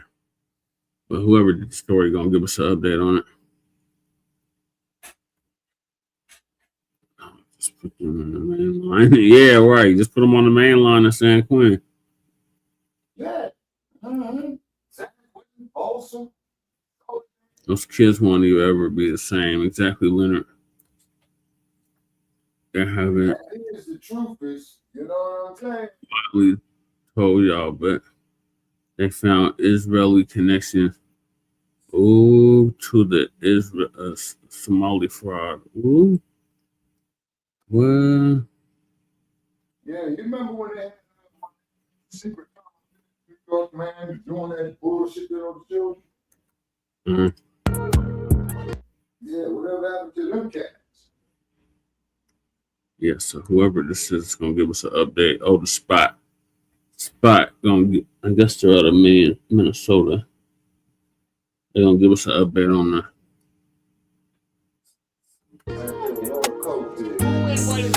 The original black man, regardless to whom or what.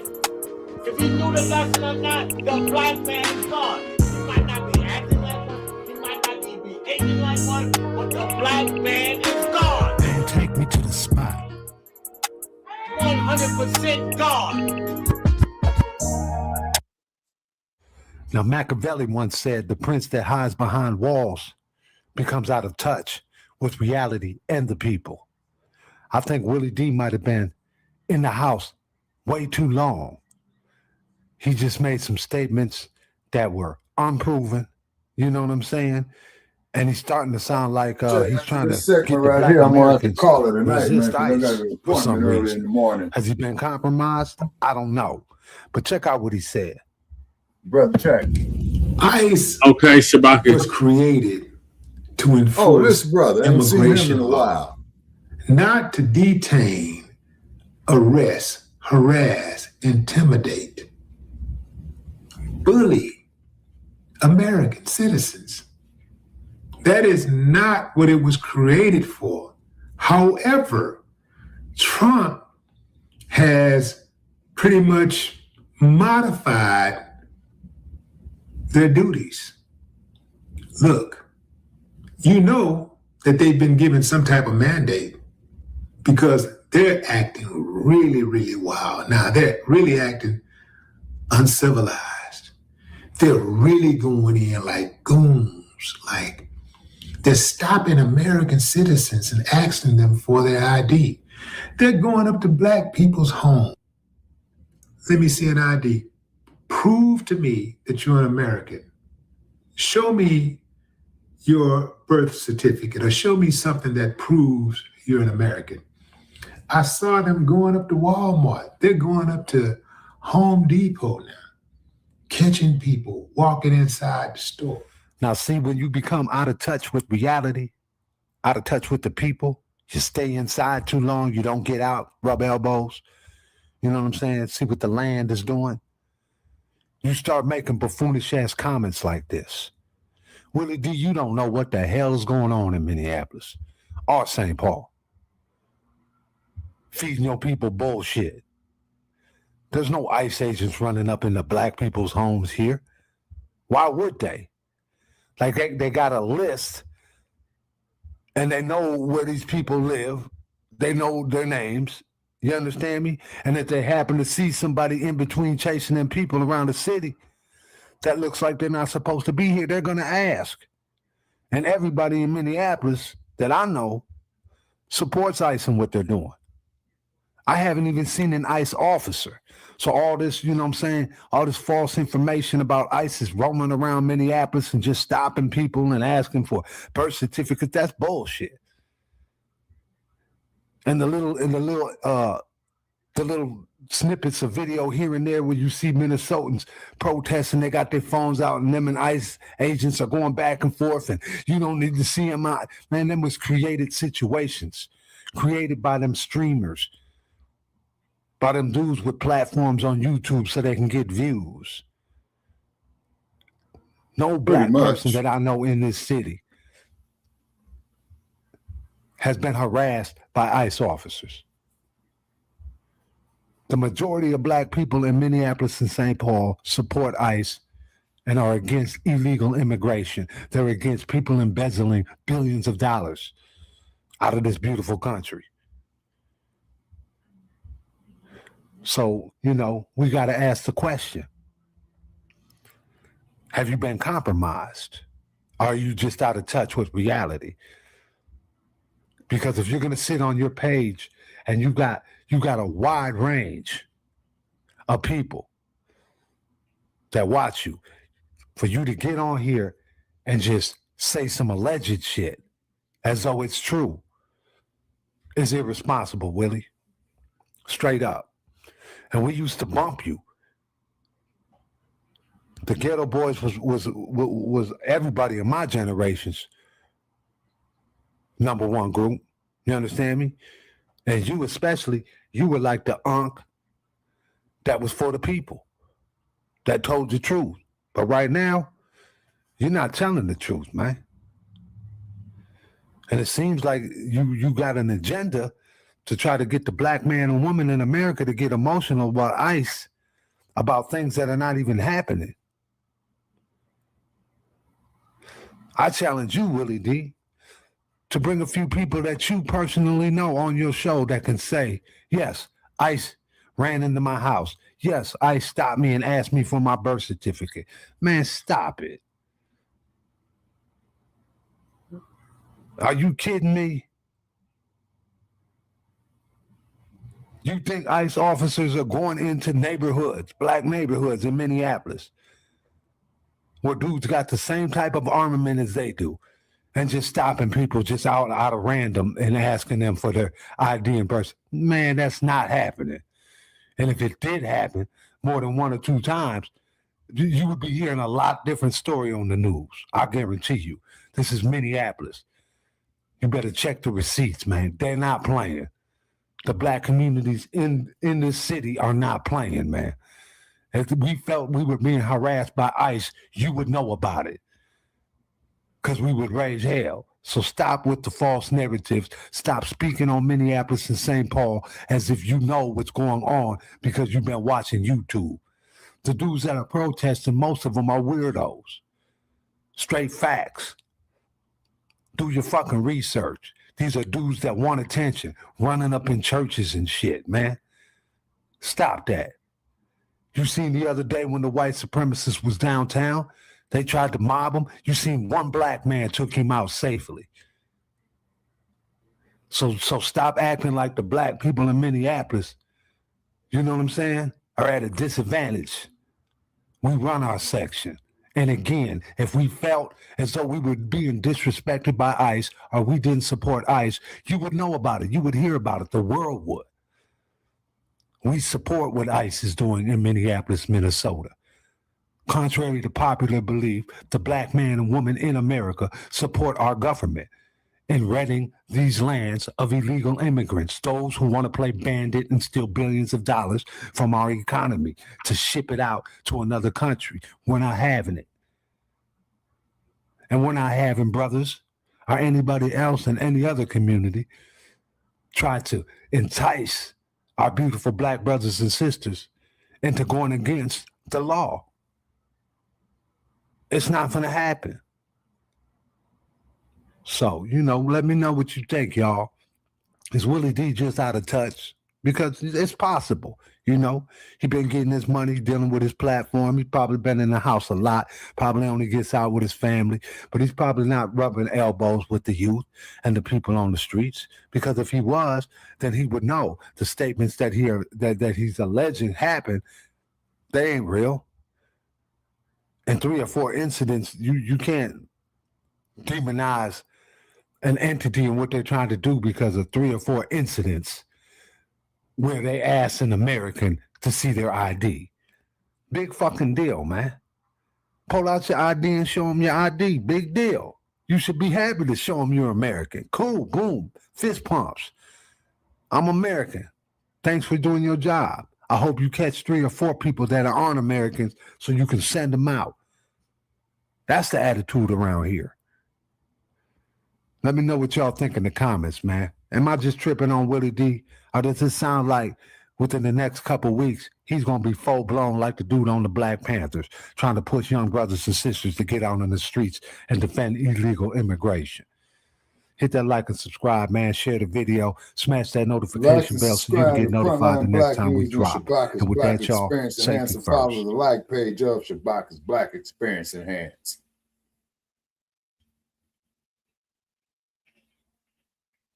So what's your comments on this cat here, Brother Che?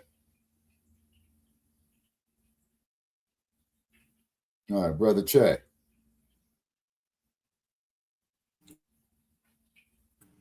What are your sorry, I forgot I was muted. What are your thoughts on Willie D? Okay, the gentleman who just spoke about him, yeah.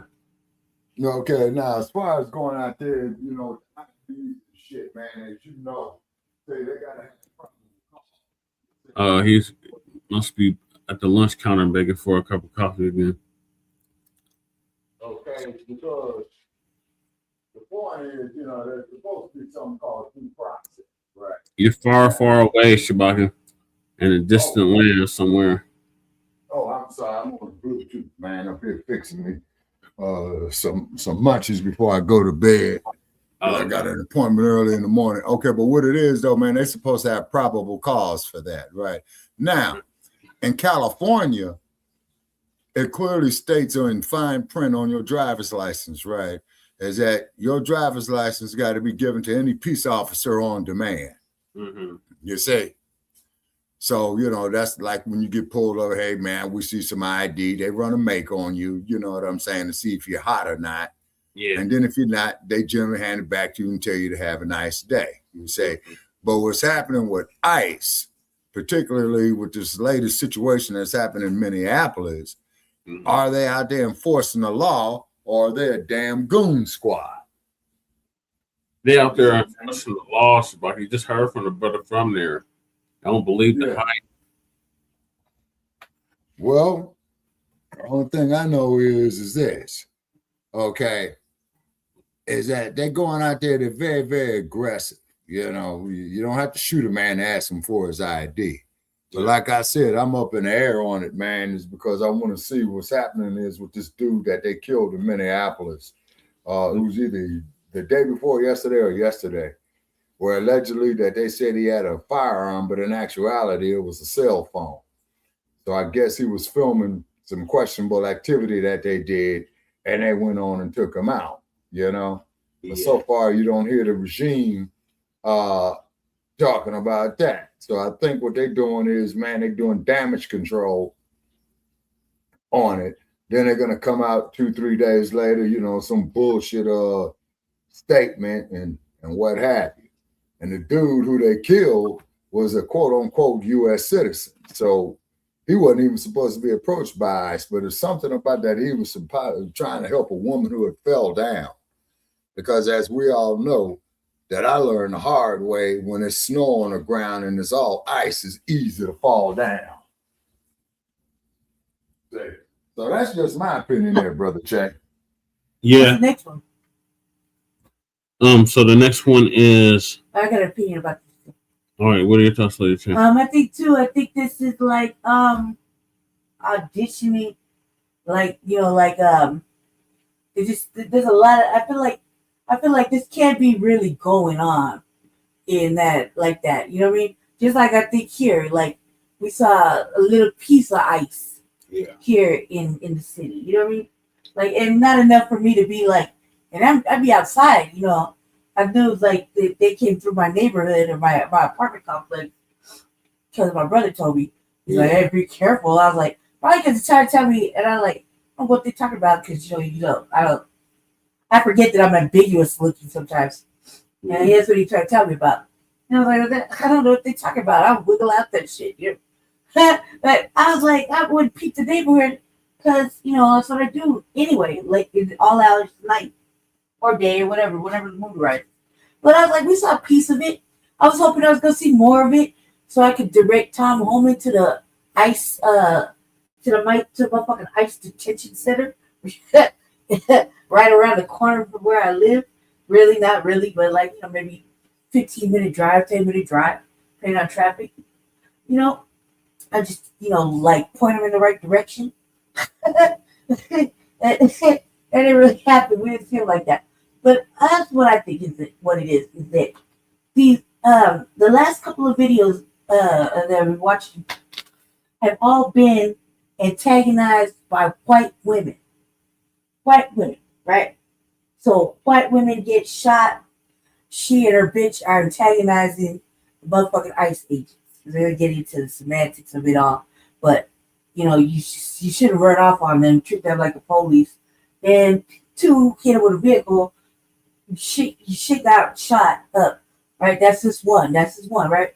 They made a big old ordeal about this problem. And then the next week, they shoot this white dude, right? But if you watch all the videos, you'll see that he was filming this shit, walking in the middle of the street, filming the motherfucking ICE agents. But the ICE agents pushed this white woman down. She was antagonizing them or whatever, pushed her down the street, real ugly. Dude went to go help her up, and they got on top of him and started fucking with him. Allegedly took his fucking pistol. Like, I don't know how they saw that shit out of nowhere, right? Took his pistol or whatever, and then bucked on him like a couple of times, killed him, right? And everybody's in uproar, right? But you see all these white. They put 8 bullets in him, Lady Jack. Yeah, 8. Yeah, it said 8 or 9 bullets. Yeah, and right there in the middle of the street, right?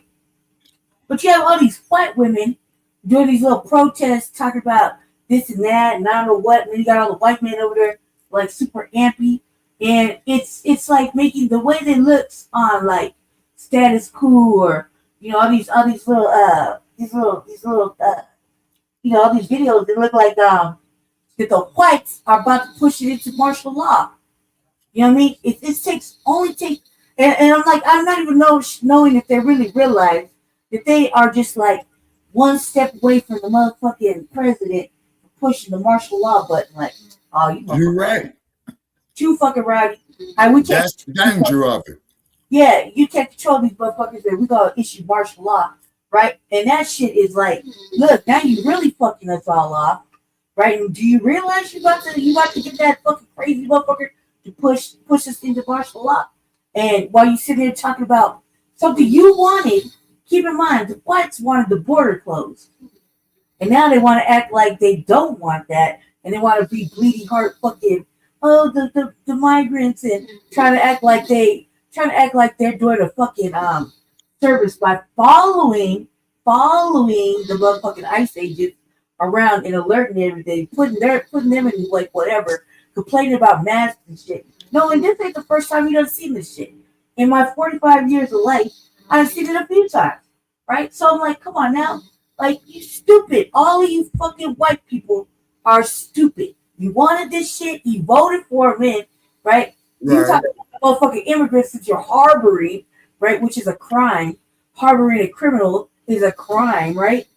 It's just a regular jail. Motherfucker escaped from jail, you have him in his basement, you're harboring a fugitive. They broke into the country. They're criminals. You know what I mean? That's a criminal act. You know, Lady Che, some nations that if you cross their borders illegally, they dump on you on the spot. On the spot. They fucking ready to get your ass up out of there. Like, you fucked up. And then you got the audacity. And like, I'm glad I saw this little viral reminding clip today about how they left the border open, right? The motherfucking Democrats let this shit happen, walked away, left the back door open. Everybody and their mama came through, right? And then Toll Boy comes in and he says that's the thing he's campaigning on, closing the borders.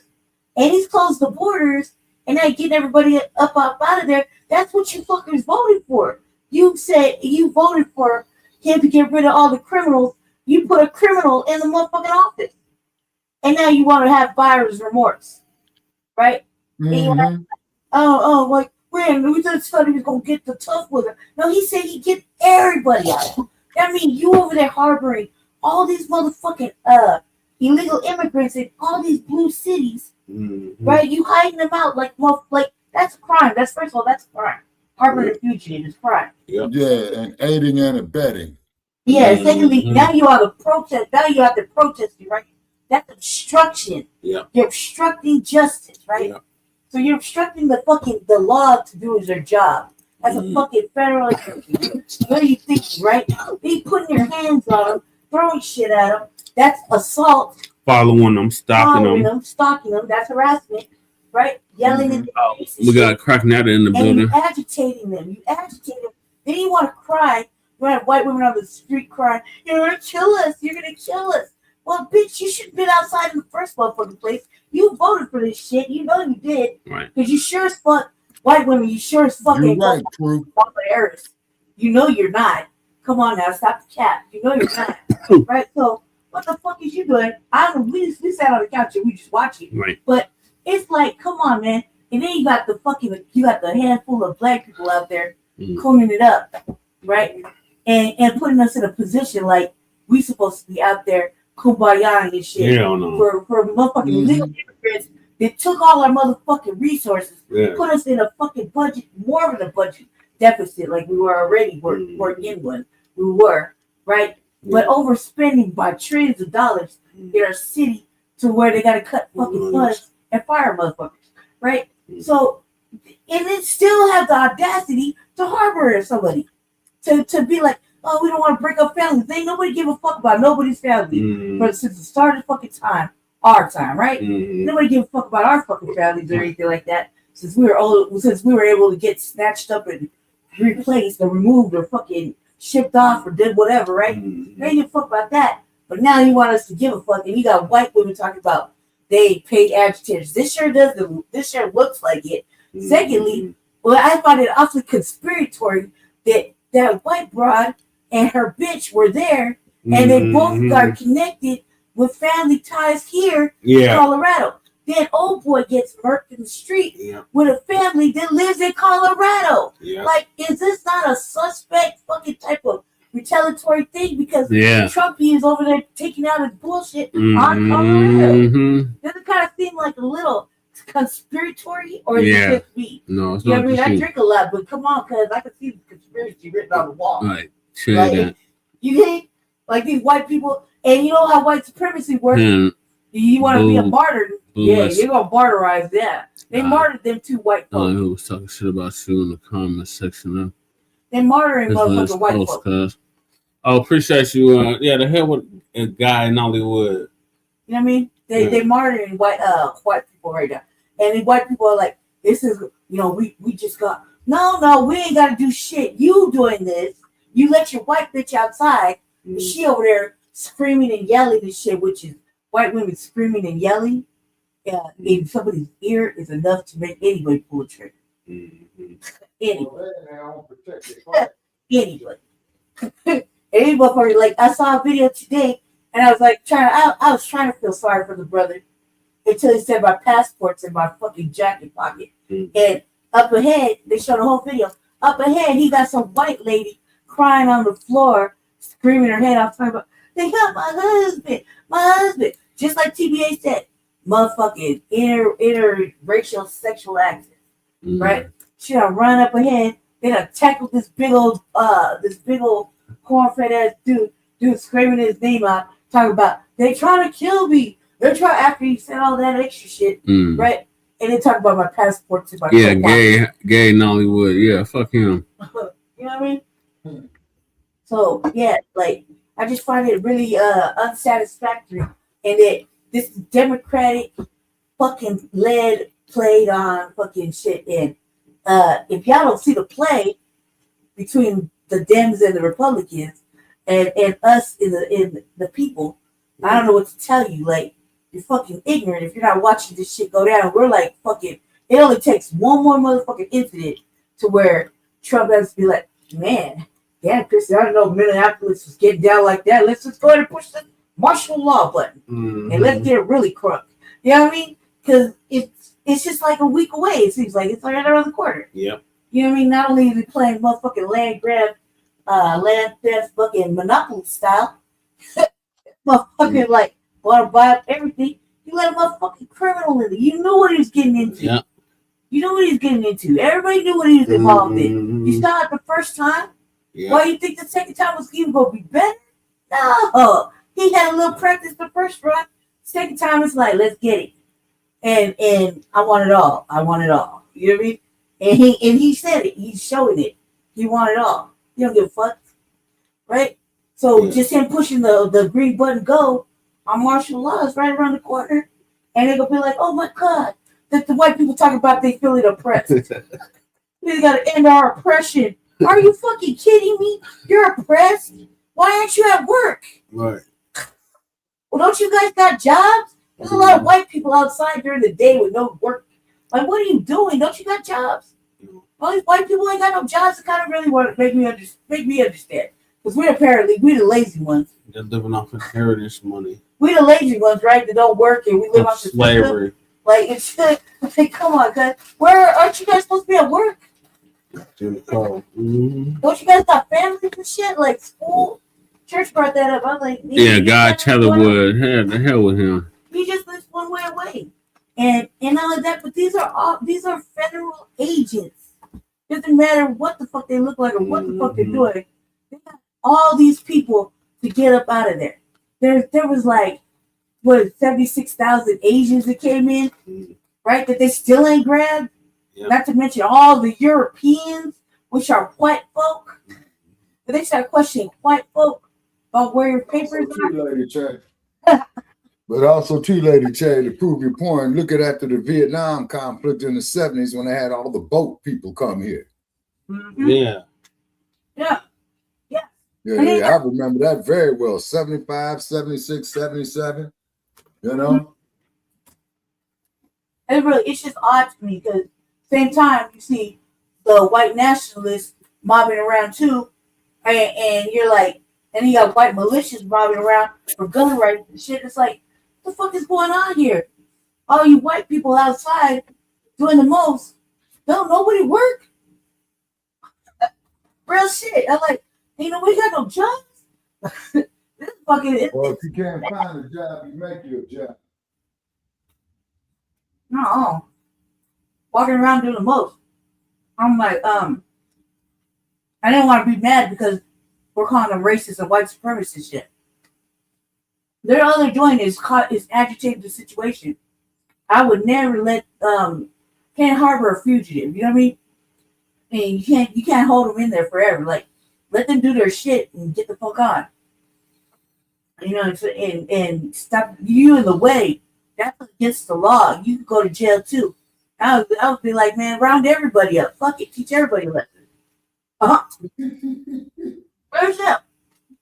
You over there following them? I turn around and break your motherfucking window too if I thought you were following me. Right. What? And then that's vandalism. In their face. You screaming in their face. White women in their face. You know what I mean? They in their face like loud shit. I'm like, oh my god, shut up. Here, take this fucking man. The Karens. You talking about the Karens, Lady Che? That's how that white man got shot. The motherfucking ICE agent. He was in the fucking street filming or whatever. But the ICE agent pushed the white bitch down on the ground real hard, right? And he went to go pelt her up, and they tackled his ass, right? And then it was like 9 fucking times, right there in the middle of the street. So you got white men talking about, they gonna kill us, they gonna kill us in the street, they killing us. And you got motherfucking black people out there, the handful of black people talking about, shoot us in the street. What the fuck are you doing out there first, bro? That's mad off code. Like, what the fuck are you doing out there? You're just out there. Like, no, take your motherfucking. Well, you're supposed to, but Lady Che, you're supposed to have the right to free speech. Well, you know better. Like, I'm out there in a protest. You know, like, why white people out there fucking agitating shit and then acting like victims? Mm-hmm. Okay, well, they do got something, you know, in the court of law called provocation. But supposedly you're supposed to have free speech, and this is going to be my last comment on this here, you guys. Sorry to cut it short, but I got a lot of shit to do. But I just want to say that. Yeah. Okay, basically what I see with these ICE agents is Gestapo tactics. How? Shabaka, was it Gestapo tactics when the police was gunning us down wholesale? No, you talking about black people? Hell yeah, that's Gestapo tactics. You know, you talking about the Sambo. Yeah, you talking about under Sambo's regime, right? Yeah, that was Gestapo tactics too. Actually, it was a form of genocide. Say, you shooting unarmed black men. You say they unarmed. Do we have to go over the Philando Castillos, the Mike Browns, the Ezell Fords, the Alan Bufords? Yeah. You see what I'm saying? And this is why, Brother Che, and correct me if I'm wrong, this is why when we come on here, we tell you other groups, you got to go hold your own nuts. We got too many internal issues in the black community to deal with. No, you got to hold your own nuts. Yeah. Then they got the audacity to get mad at us because we ain't out there with them. Exactly. And you shouldn't. But what it is though, Lady Che, to quote Uncle Phil Scott, to quote Brother Che, to quote myself, no, y'all got to go hold your own nuts, is because we in the black community got too many internal issues that need to be addressed, and it's up to us to take care of us. You see what I'm saying? Yeah. Say now that there's just how I feel. Well, ICE is going to be ICE because let's look at something. The chief executive who's issuing out these orders is a 34-count convicted felon, right? Tax evader, warmonger. You see what I mean? Didn't serve in the military. And 95% of your presidents, you see, have some type of military experience, because what do they call this motherfucker? The commander-in-chief, right? Yeah. Right. Well, drop. Yeah. You see, so it's not so much the system itself, it's the motherfuckers who's giving the orders in the systems and to these subordinates they have that are obeying orders blindly. What do we always say to Sarge? Police guard, chosen for superior brawn and lack of intelligence. Connect the dots. And then, of course, it is quite stupid to go up on a military detail that's got M16s with banana clips in it. So that's 40 rounds plus. You see what I'm saying? To go talk shit to them. Now you're provoking them. I mean, so what we have here, Lady Che, is a paradox. You see what I'm saying? A contradiction, which is true. The contradiction being, okay, they're going out there attacking motherfuckers right there. You're supposed to have the right to free speech, but at the same fucking token, you do want to get rid of these goddamn illegal aliens, is because they pulling away economical resources from the black community. This is why they so upset with us not going out there. What do you call it, Brother Che? Being a walking point. You know what I'm saying? Oh. They want us to walk point for them. Yeah. All right, so and they got to hold their own nuts, man. So with that all being said, you know, I'm going to wish you all a good night, because I do got some errands to take care of early in the morning. So I will watch the playback. I'll try to share it as best I could, because I did put it up on the YouTube channel. You know what I'm saying? Yeah. I clicked the link, and I also put it up on the like page. So those of you out there, please like and subscribe to the like page of Shabaka's Black Experience. You are welcome to put hate mail in there. And the only thing I'm going to do is block your ass like I've been doing, Brother Che. That's my new tactic. Yep, block and delete. Exactly, so they don't tear down the page. You see what I'm saying? And keep in mind that first one I had up, man, took me 8 years to build up, you know, the following we had. So we're at about 10% now of what we had on it. So definitely feel free to post up on that page, you know, put something up there, you know, positive for the black community, because we deal with the black experience from the beginning of time to 10 minutes ago. Yeah. And then if you get trolled, you know what I'm saying, then cuss the troll out, make them look ridiculous and stupid. And if he gets too damn stupid, I'll go in there with the wrench and El Kabong his ass off the page. Yep, sounds good to me. All right, we're going to bid you a good night, Shabaka. All right, okay. So I talk to y'all tomorrow, okay? And then the link, Brother Che, to this episode is up on the like page, you know, for viewers up there. So hopefully, man, that they'll push our numbers up. Yeah. I say, because we are on an upswing. We just got to keep doing it, man, until we hit that juggernaut. You know, it's like mining for gold is what we're doing. You know, we hit the juggernaut like a week or two ago. We had a show. Oh, yeah, when I was up there, man, and then we had all them assholes come up there, man. You know what I'm saying? Yeah, we had a show that hit 1.1 thousand views. Oh, so we got 1,100 views off that show? Mm-hmm. All right, we'll keep repeating it, man, and then tell all assholes out there, like and subscribe on Facebook to the like page of Shabaka's Black Experience Enhanced. You can say what the fuck you want to say, but you're going to be respectful. Otherwise, we're going to kick you off the fucking page. It's that simple, because I'm not going to sit up here and argue with idiots no more. Right. I can't do it no more. You know what I'm saying? Hey, you say what you say, state how you honestly feel. Okay, troglodyte, go back to the caves of Europe, you know, and be sure to wash your funky, nasty ass. But you're blocked, you know? Yeah. That's what I learned from previous mistakes, Brother Che. Oh, you know, delete and block. You know what I'm saying? Then they can go up there and ghost talk, you know? Okay, y'all. And by the way, and later for them ponies. Oh, we lost. The Broncos lost, Shabaka. Oh, that's great news. Great news. Great news. Great news. You didn't tell me that. Great news. That's horrible news. Great news. Great news. Great news. And the lamb chops got knocked off too, right? Yeah. No shit. Las Vegas Police Department out there busy tonight. Shit. Let me make sure these motherfuckers ain't coming up here. And sirens like a motherfucker. That's the farthest your team can hope to ever go. Damn. Who, the Bears, the Raiders? I told the Raiders, man, get out of town, man. Change their fucking name.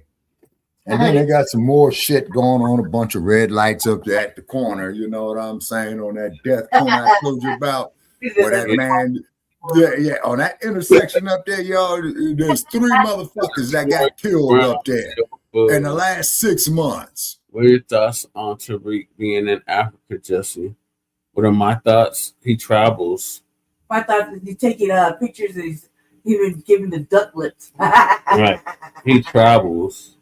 He's been traveling to Africa since way before ISO Speed was even born. Like, what are you talking about? What are my thoughts on it? He always traveling somewhere. That's my thoughts. His hairline's still the same. Yeah. Eating jollof. You been taking all kinds Well, of as stuff. we all do know, Africa is the birthplace of agriculture. You know what I'm saying? I don't see how. Yeah, I don't see how They either. don't make corn. They don't make corn. They don't make beets. They don't make a lot of things. Onions. I don't see Well, it how. all depends on what region of the continent that you're in, you know? Because up in the desert part, you can only grow certain elements. Then when you get to the humidity, rainy part, like down there in the Congo, the central part of Africa, you know, it's a garden of Eden. Yeah. Anywhere around the equator. Same thing with South America too, you know, because you got the direct views of the sun. You know, shit, I forgot my basic astronomy on that, but you know, that's why it's so rich over there. But see, for the last 5 centuries, they've been raping the land, fucking up the land, Dutch shell oil, you know, having oil spills over there on the land, fucking up the ecology on it. You know what I mean? He said Africa is the land of exiles. Let's just drop the lies. Okay, the land of, no, I'm just stating facts, brother. You know what I'm saying? You know, that I've seen over the lifetime of my years. You say, yeah, but it's very interesting of how the U.S., Europe, and the whole goddamn Western economy is dependent upon those natural resources of those minerals over there. And one of them, people, is silicon. Yeah, The stuff that you're using right now on your laptop and your cell phones, bauxite. What was it, Brother Che, that you gave a list, man, that they have bauxite, lithium, gold, silver, uranium, copper. They say it goes on and on and on. You know what I'm saying? Here too, like, you know, I think that then nobody wants to pillage their own fucking land. Wait a minute, shit. We got divers on this motherfucker. I hope they ain't getting ready to come in here and raid mine. Damn, well, that's the meat wagon going down there. It look like it's off this corner. I hope the meat wagon man come pick this. Yeah, they had the meat wagon, man, and then up there on that intersection, man, that I'm looking at, man, with 3 motherfuckers got killed up there, man, like in so many ass months. So they're probably gonna have the street blocked off again all damn night. Now we got comments right here. Them ninjas is stuck in Stone Age times and worshiping white daddy. Okay, now you got a point on that there, like we was talking about, brother, about Kenneth Copeland that me and Trey talked about, that they up there worshiping the white sky daddy. And how many of them was bound down to that fool, Trey? About 35 of them. Yeah, at least, yeah. Yeah, but it was very, very interesting for this young brother. I want him to understand is check out how Idi Amin had them white folks bound down to him. Nobody fooled Big Daddy. Yeah, he was Idi Amin Dada. He was one of a select few that resisted. I know. So this individual here making these comments, I can't see his name, is something Owensville 8032, the notorious Owensville. Yeah, and he says that they stuck in a Stone Age and worshiping white daddy. Now, you're right about them worshiping white daddy, but if it wasn't for those materials over there, young brother, that they're getting up out of there like Stinky Bird, the boars and all that shit, your laptops wouldn't be working. Same thing with your damn cell phones. So think about that, sir. You know? Okay, and I'll wait for his comment or his counter comment. I'm gonna give him 1 minute, man. Then I got to call it a night. You know what I mean? Yeah. So what it is first place, man, you ain't spelling his name right. And you saying he was a savage, man. So that tells me, man, you don't know what the fuck you talking about, man. You can't even spell the goddamn name, the name right. Yeah, I think this person trolling now. Yeah, it's a damn troll, man. He don't know what the fuck he's talking about, man. And I don't have time to debate with bullshit, okay? And keep in mind, youngster, whoever the fuck you are, man, I'm talking about shit that I've lived through, not what the fuck I read or heard. Right, right. You know, and I hate to have to talk to people like that, man. You know what I'm saying? If you want to know who a savage is, man, look up King Leopold, okay? Yeah. Or look what they did to Patrice Lumumba. That was savage. That was the Belgians doing that, cat. That's in Europe. Yep. So please get your facts straight, sir. You know, I don't hate you, brother. Oh, now let me see what his final comment is, man, and then I'm gonna call it a night. Then when I get back, I am gonna start the tape, man, you know, where I left off at so I can keep up with the topics, okay? Savage in a good way. Specify. Mac 285. Now, what is Mac? Okay, now what do you mean right there, Mac 285? I see you got the wrench up there. He got face palm. He's palming his face. Just go bed. Okay, and he says, "Here we go." Well, like I said, man. Regardless if you disagree or not, cat, I'm talking about what the fuck I lived through. You see what I'm saying? So it's like, and nobody fooled Big Daddy. Idi Amin Dada. They say I have VD. Actually, I'm very dangerous. Yeah, that's what they say. Well, that's what old Big Daddy said. Okay, you still with me, Brother Che? Yeah, you need to go to bed, though. Good night, buddy. Earth calling Che. Are you mute? No, I'm still here. Can you hear me? Earth calling Che. Shabaka, can you hear me? Earth calling Che. Oh, God. Shabaka, can you hear me? Earth calling Jay, where you at? I'm right here, Shabaka. Where are you at? Okay, so we're probably having some technical difficulties, folks. Are you? So I'm gonna keep it going until Brother Che. Come on. Are you there? No, Cool Keezy, no, but that's what they used to call Idi Amin over there. They used to call him Big Daddy. All right, okay. So I gotta see somebody there wishing me a good night. It's all good, but I'm waiting for Brother Che to come back on. Okay, Mac 285. Good night to you too, brother. Yeah, keep that wrench at the work, man. Appreciate it. I got the wrench too. But where's Brother Che? Speakers is on. You know, hey, Leonard the Judah. I don't know how I can't Earth calling Che. Shabaka. Earth calling Che. Can y'all hear us in the chat? Yeah, we can hear Che. Where you at? So it's fucking this. You can hear Che, crew. How come I can't hear Che? Something on your end, Shabaka. What's Che saying? Go to bed. Okay, that Leonard. Okay, I think what it is, man, is that's what they do, you know, to fuck us up. Brother Che. I think she should have said like. That's not on my end. It's on his end.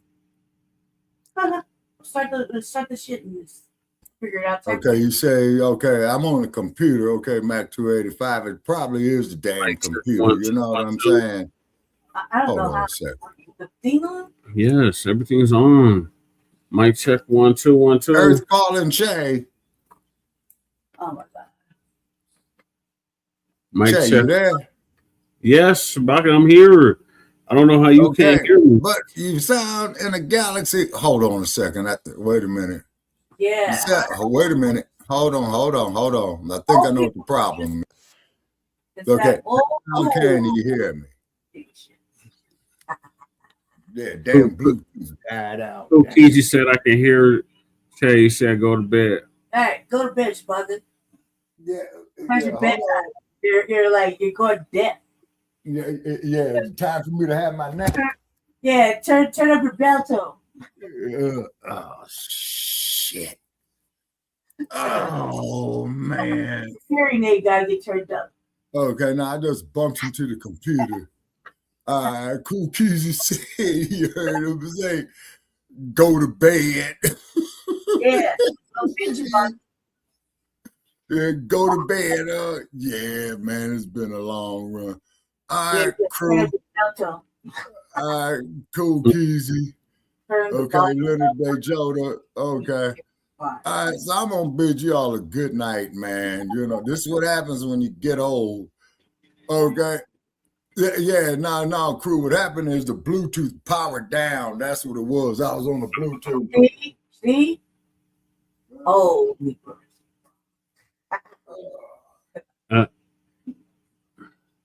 Night. All right. All right. Okay, yeah. So I got the Bluetooth, you know, powering up. Okay. Drink that. Them folks are having a hard time coming to terms and getting a grip on the state of America because back in the day, not too long ago, they were able to sit in the confines of their homes and watch the news or whatever it is they were watching and watch all of the horror and destruction happen to everybody else that do not look like them. But now the horror and destruction has come to visit them too. They are having a lot of questions. Now I want y'all to watch this video of a man get somebody who is from his community together. Check it out. What have we become here? This isn't us. How do we let this happen? This is who we've always been. Oh, wait a minute. Now, who's this Paul telling History has individuals? never been Some older free. folks talk about fashion like it It was peaked in designed 1978. to benefit white people, Politics specifically like nothing changed 21-year-old after Illinois their white men. favorite Period. Full decade, stop. confident opinions, And every zero demographic software updates. or gender First of all, outside of that, Paul, I I was had to grown fight against the when white you were man born. just to And be just on equal. your comments, you know what I'm saying? Right on, Leonard. Go back Appreciate to you, brother, the Middle you know. Passage. So this individual 1.4 who's million black coming people in died here on ships. probably a damn troll. Segregation. You know what I'm Jim Crow. saying? women's suffrage movement, I don't use Asians in Metamucil, internment camps. You know what I'm saying? We murdered millions of Native Americans who just took their land. We started a war with Mexico and took that land. Okay. We took the land from King Kamehameha in Hawaii. Me, brother, and I don't need All hog we've guts done either, sir. as a white people, we're like locusts. We take and we take Yeah, and I don't we take need and hog we take. guts. Go to Yeah, bed. That's what you're seeing right now. A white man taking Hog Venezuela. guts are A not white man allowed taking in my Greenland. house, A white and they man have to be probably going put after here. Colombia. You keep fucking around the So the question that was, shit what makes me have wanna we vomit. become? You No, know? the other white man set him straight. He was The like, white man it's not that horrified we've at the way become. We've America always been has this way. become. That's Every interesting. community we've come into contact so with, I'm we out have at the destroyed or stolen or whatever it is. So go it's see not shit what have we about it. become. Oh, But Shay. I think the Well, real at question least the should be ponies is, are asleep. now what are you getting In back? the mountain Because high, the they are getting ponies that back sleep slowly but surely. We're watching that unfold in real time, and so are they. Because the last thing they want to do is The turn on the ponies news or sleep look on their social media and see To hell with the Gators. He's talking shit. To hell with the Man, later, man, you'll get no argument from me about them damn lousy ass masqueraders. That's why I told them to change their name or get out of town. All right, for the umpteenth time, Shabaka. Good night. All right, okay, I'll talk to y'all tomorrow. All right, Mac 285. Yeah. Okay. Good night, y'all. Okay, night. signing off from Sin City. Come on, 7-Eleven. All right. Take care. Okay, good night, Shabaka. Yeah, Shabaka's delicious.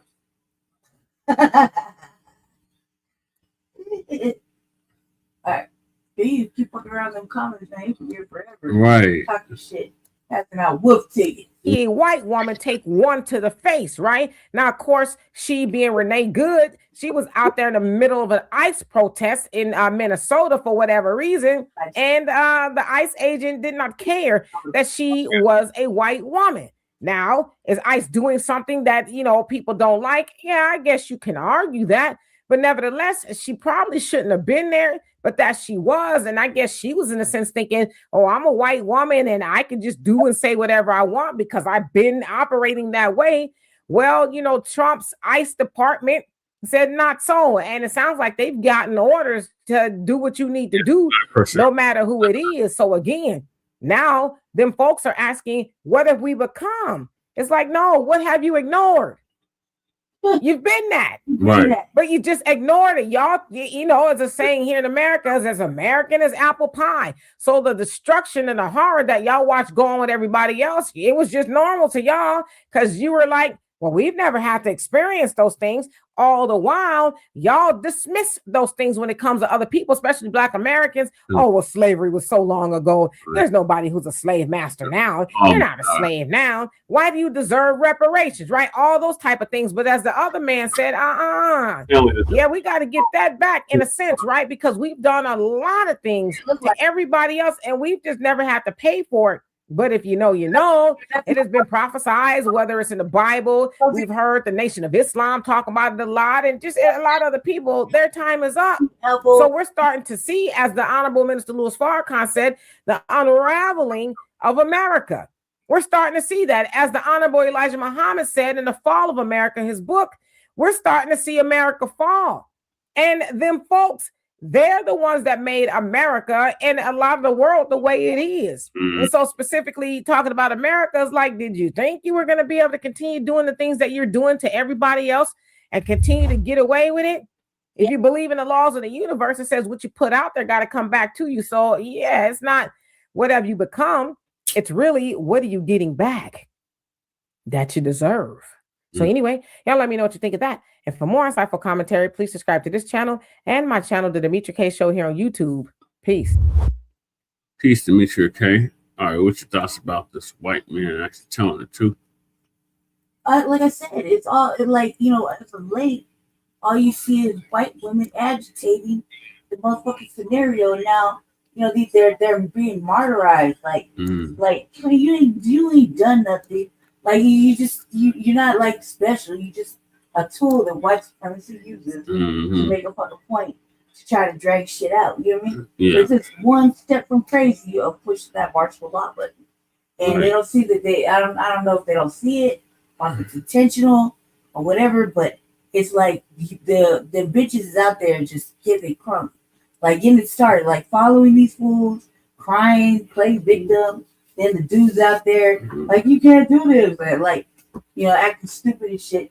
And all of it is just goes against whatever the fucking rules are or engagement, right? Mm-hmm. They're just fucking up, and you just gonna make it worse for everybody. And then talk about they act like we're oppressed. Well, white people use the word oppression. It's like you're stupid. Right. You did this. This is all you. You know what I mean? Mm-hmm. You go around killing motherfuckers, and you want to act like, well, this ain't the America I signed up for. Yes, it is. It sure is. Yeah. You voted for that criminal to get the other criminals out. Mm-hmm. Now you don't like how he's doing it. Now you don't like the actions of the others of your race and buffer class that you want to hear or didn't want to hear. Mm-hmm. Like you don't know which way to buy. You can't have buyer's remorse now. Right. You know what I mean? You're supposed to just move out the way and let them do their job. Instead, you're like, oh my God, my heart goes out to them. Like you know what I mean? Like, come on, you shouldn't do that with some fuck shit when you let them come in the fucking country the way they came in the country. You know what I mean? So I'm like, I just think that the last two little murders and whatnot, that's just for show. This all like what do you call it? Political theory. Auditioning. You know what I mean? And I don't know, like I don't care about this fucking protest, but I'm not going outside to stand in the way of motherfucking these ICE agents from doing their job. That shit is fucked up. Right. We've been arguing this for like what, 3 years now? Yeah. Easily been called all kind of racist and motherfucking xenophobics and I don't know what else and villains and why don't we have a heart and I don't know what else. You know what I mean? Like, no, it's not that. It's just that it's fucked up when they put them in our community and don't do shit. They get all the resources and then still have the audacity to beg for more. And at the same time, you already have black Americans with nothing and then begging for more of nothing. You know what I mean? And then ain't nobody doing nothing. Like, well, our mayor said he's willing to go to jail. Down to get arrested for the illegal. Go and get that motherfucker up out of here too. You know what I mean? And we're suffering presidential retaliation in certain areas. And I'm like, is anybody paying attention to that? Like, you know what I mean? It's all surrounding white people. You know? Now it's not just an immigrant, it's an immigrant and white people problem. Wait till they start gathering up all of them. Because there's a lot of motherfucking white Europeans that came up in this bitch. They're getting rounded up too. They should be asked all kind of questions of where they're from.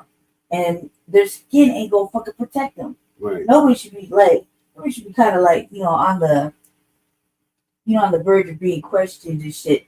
Because motherfuckers just blend in and try to blend into the background of the fucking United States. Yeah. It just takes a matter of time when they go figure it out. So yeah, it's like I don't know why anybody would stop that shit. They're not even doing any work. Like, how is ICE even doing any work now that they gotta battle motherfucking white protesters? Yeah. How are they even getting anybody out? You ain't heard nothing Imagine about that? Karen is leading a civil war. He said, Kizzy says she's right. Karen is on the front line. Yep, screaming and crying. But once you get a little white bitches out there screaming and shit, all of a sudden motherfuckers want to get involved. They want to feel some kind of way because Karen's being hurt. Yeah. That's how all these black deaths happen. Remember? You can't go look at no white woman and next thing you know, the whole town burned down. Yeah. You know what I mean? Recklessly eyeballing. Yeah. Those don't say nothing. Now you talking to a white woman, next you know, the whole town burned down, dudes lynched and fucking, we're looking at motherfucking Emmett Till. Yeah. You see what I'm saying? And he didn't do nothing wrong. Yeah. Like, come on now. Like, this is just, it's always been them to start the shit. And they want to act like they got a heart and they're compassionate little advocates, or activists or whatever the fuck you want to call them. But really, they're over there taking the money, you know what I mean? Like, to represent this shit. I feel like in our case, like, I'm always calling them motherfuckers tokenizers. Yep. You know what I mean? Well, city council, like, you tokenizing off these people. You don't do this shit because you want to. You genuinely care. Right. You're getting a fee. You run a 5013C. So don't tell me you ain't getting paid. All you motherfuckers are getting paid. Yep. Somehow, some way. You know, talk about you're a nonprofit. Right. Where's that audit? If we didn't sit on the same boards and do the same kind of work, I'd be asking for a motherfucking audit. Right. Twice. This ain't the first time. When you change your name of your fucking business and you still do the same shit, yep. you need an audit. Yep. We were there the first time when they did that. So I really would question that because motherfuckers would, thank you, thank you in Spanish and shit. I'm like, what you talking about? They didn't do it because they want to. Right. They did it because there's a fee attached to it. Yeah. They're paid to do it. They over there crying at city council and shit, calling us racist. Us racist. Yeah, calling us racist. Right. I'm like, I don't know what's racist about wanting motherfuckers that came in the country illegally, right, stealing and eating off of us for free, and talking shit in our council chambers, and then you got the audacity to make scenes and flip motherfuckers off and call us racist and shit, and then expect us not to, react, like, and then not even get to address the fact that the president said there's only 2 motherfucking genders. Right. And English is the primary language. So right off top, all of them are in violation. Yeah. And I'm the racist. Yeah. I'm gonna say I'm gonna force that shit and say you don't call them undocumented. Yeah. Like I'm like illegal. What gender? I can't take a motherfucker seriously when they talk with a man voice trying to dress like a bitch. I don't know which part of your confusion I needed to address. Right. Because your pedigree off. You know what I mean? Who do I address? Do I have to talk to you like a man or a bitch? Because either way, kind of bitch me. I'm confused. Like, you want me to address you right in your fucking whatever surnames, pronouns, whatever fuck.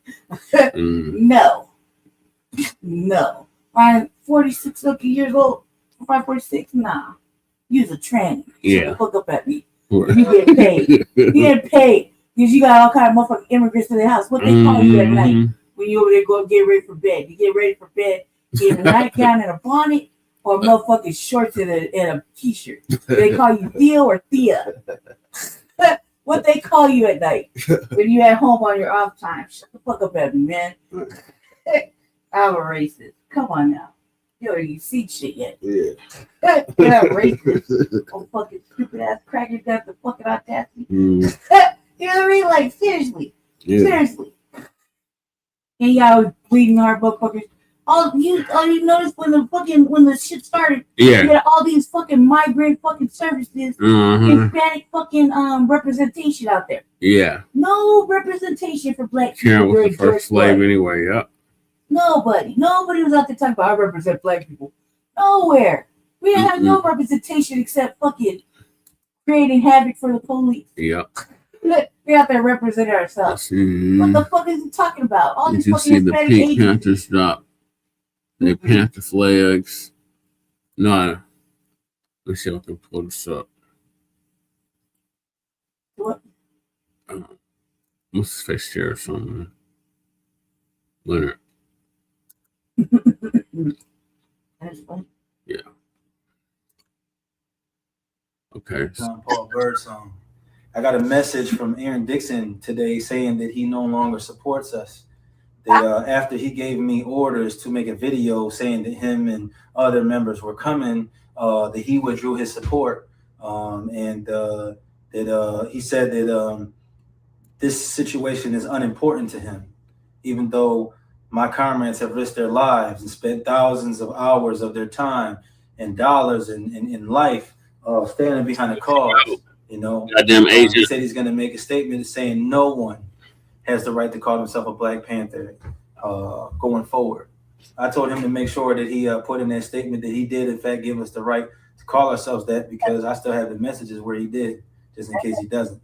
And I put in there also, make sure that you put in there that Emory Douglas did give us the right to wear that emblem, because I still have the messages where that happened too.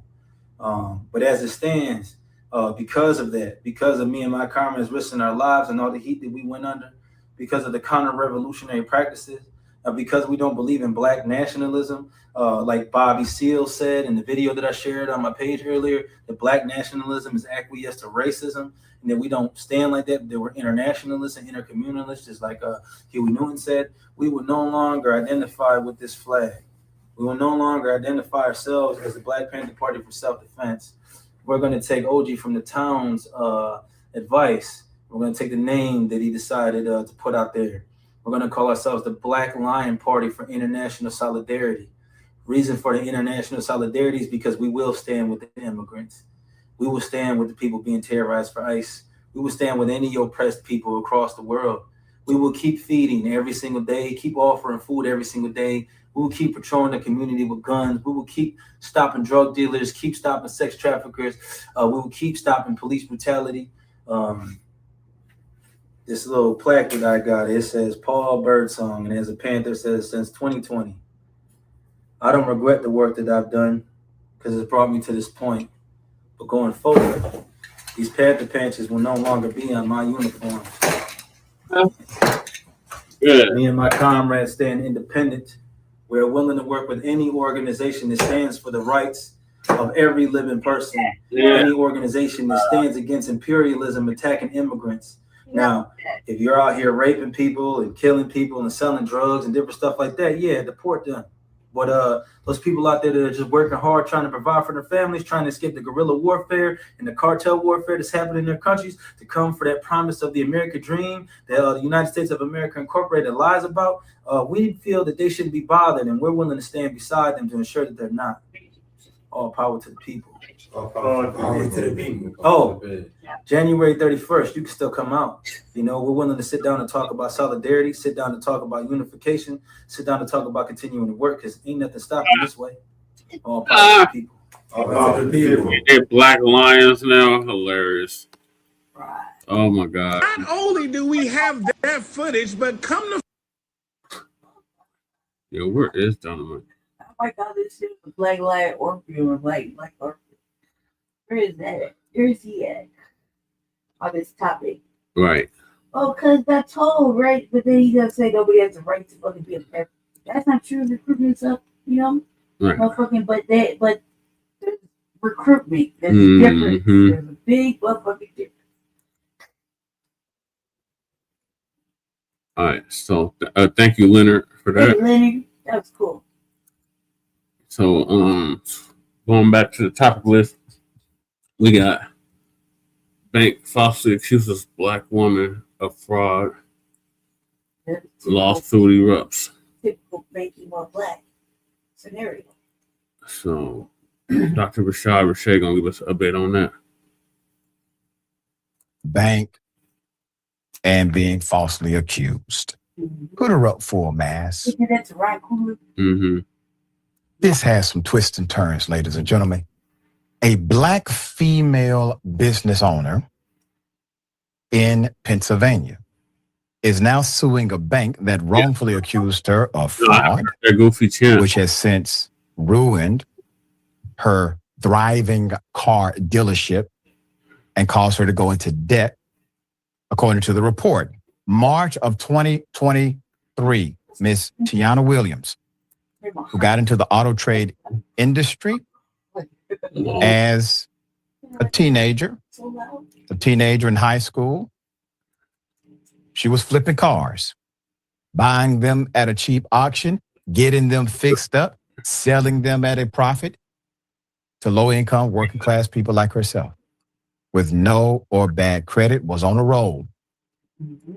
She had just completed her best business year ever with more than $1 million in sales, a huge jump from 2021 when she sold $181,000 in used cars. This story continues. It resonates with me because one of my best friends in high school and elementary did the same thing and has a car lot now in DeKalb County, Georgia. Does a remarkable job. Hires individuals who have had run-ins with law enforcement. He's benevolent. He's kind. Nigeria. But he's from that place. And he did something to transform not only his life, but the lives of others. So this woman has done something very similar. She did not take a traditional path. I'm all for that. Williams says, Shahzad Muhammad, the manager of a local M&T bank branch, strolled into her dealership, saying he was interested in supporting small business owners, especially minorities, and invited her to apply for a line of credit. His proposal was appealing, as the interest rate offered by M&T was 4%, and she was paying 15% on her existing credit line at Truist Bank. So according to the approach, the representative of the institution, the bank, comes in and says, hey, I got a deal.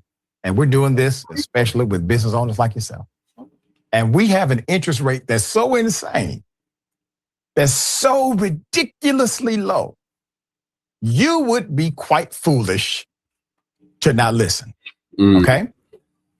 Williams saw this as an opportunity to provide more income to support her 5 children as a single mother.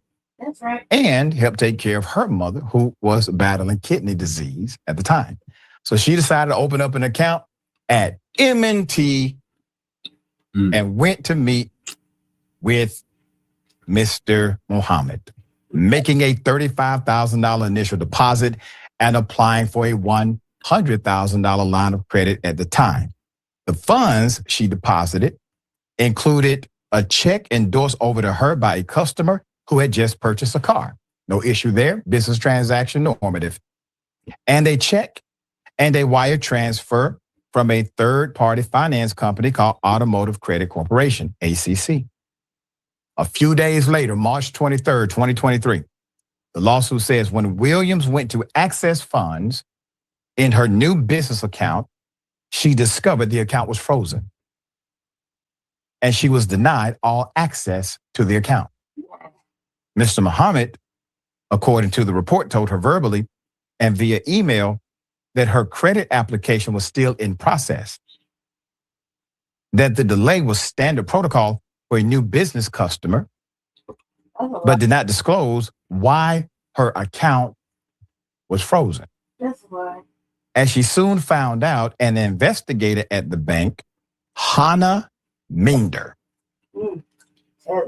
had initiated a fraud investigation of Williams and her business, apparently finding her initial deposit of the signed over endorsed check and wire transfer from ACC suspicious.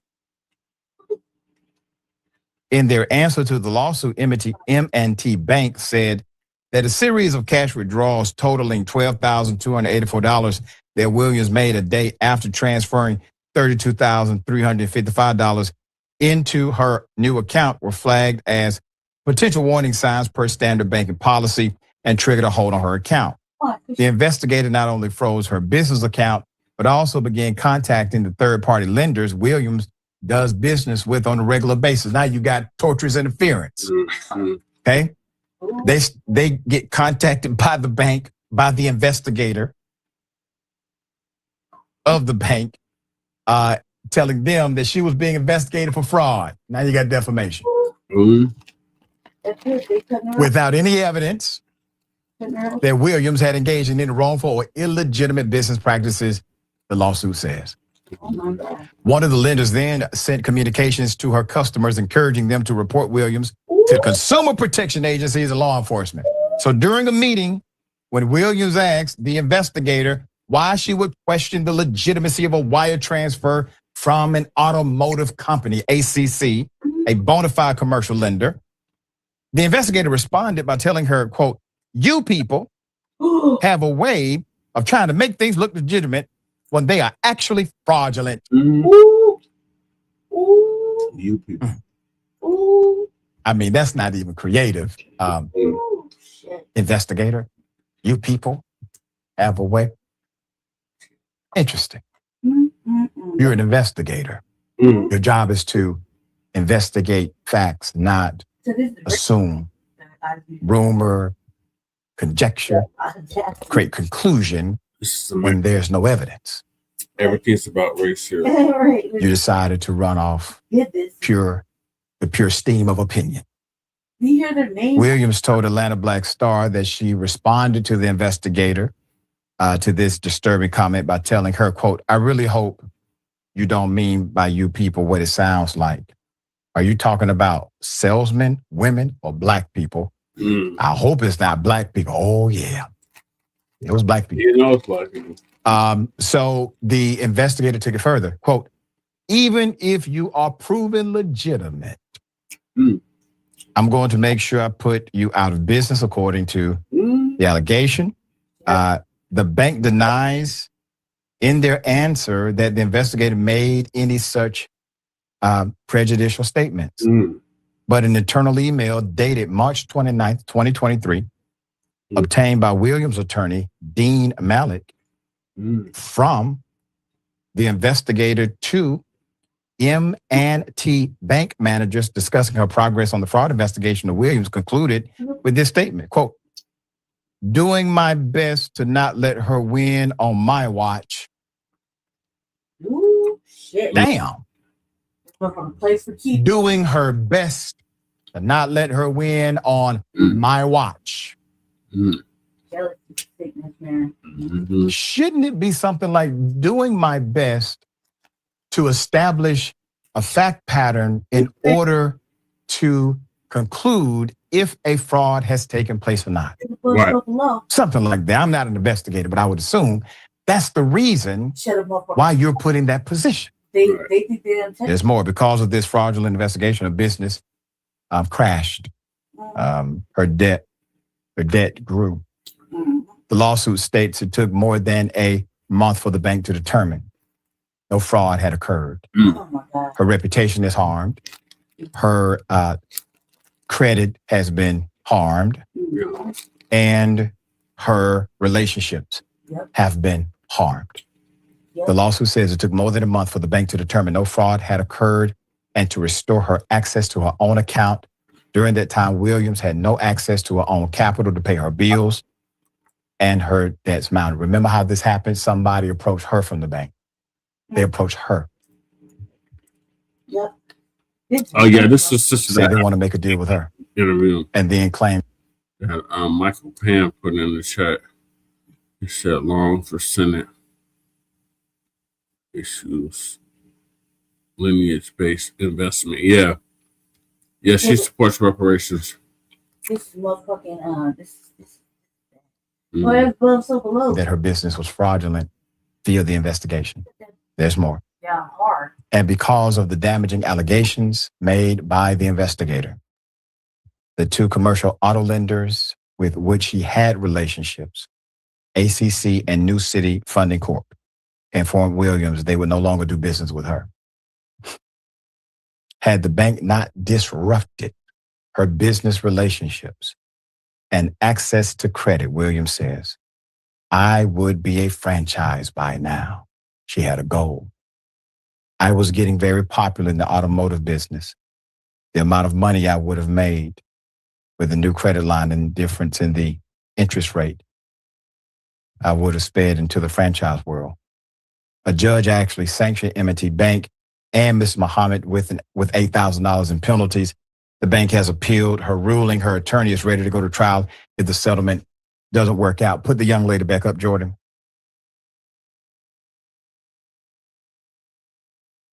Ma'am, I believe that you are more powerful than the scenario that presents itself. I believe you are a force of nature. I believe that you will absolutely have your franchise and more. I believe this bank has done you a huge favor in disguise. I believe instead of you having a line of credit, I think at the end of the day, you're going to get a line of cash. All right. Jamie, thoughts here? You know, there are some people on this planet who cannot stand to see Black excellence in any capacity. It boils them up inside, and they set out to do whatever they can to subvert it. And I think in this case, you had a whole ring of people who it sounds like came close to perpetrating a fraud against this woman. or bare minimum violating some usual crimes. But deja vu. Anytime you have Black successful entrepreneurs, I hear stories about banks doing all kinds of chicanery, random tellers going out of their way to initiate fraud disputes and getting. And it's tragic that we are still this late in the game in the year 2026 or 26. I messed it up. I'm sure I did. And having this level of overt racism in our faces, while we're doing nothing but trying to have our piece of the American dream, doing what was promised to us decades and centuries ago. We just minding our own fishing pole, and they come in with a wrecking ball trying to undo whatever we're doing. And I hope you are correct about this woman's fate. I'm sure you are. I hope she gets a tremendous line of cash, not a line of credit, and that's such that she can be dependent on herself and not these agencies that are fraudulent and racist. But hopefully we'll stay tuned to that. Yeah, we will. We'll bring you updates. I got to tell you, the best business people in the world are the ones. If you find somebody that started whatever they're doing in high school and they're still doing it today, best in the world. Best on the planet, period. Okay? Obviously, she's a remarkable business owner. Bring you updates as they come. I mean, not that, we have to like that just right there is like, can you imagine? And their customers get calls and they're like, what?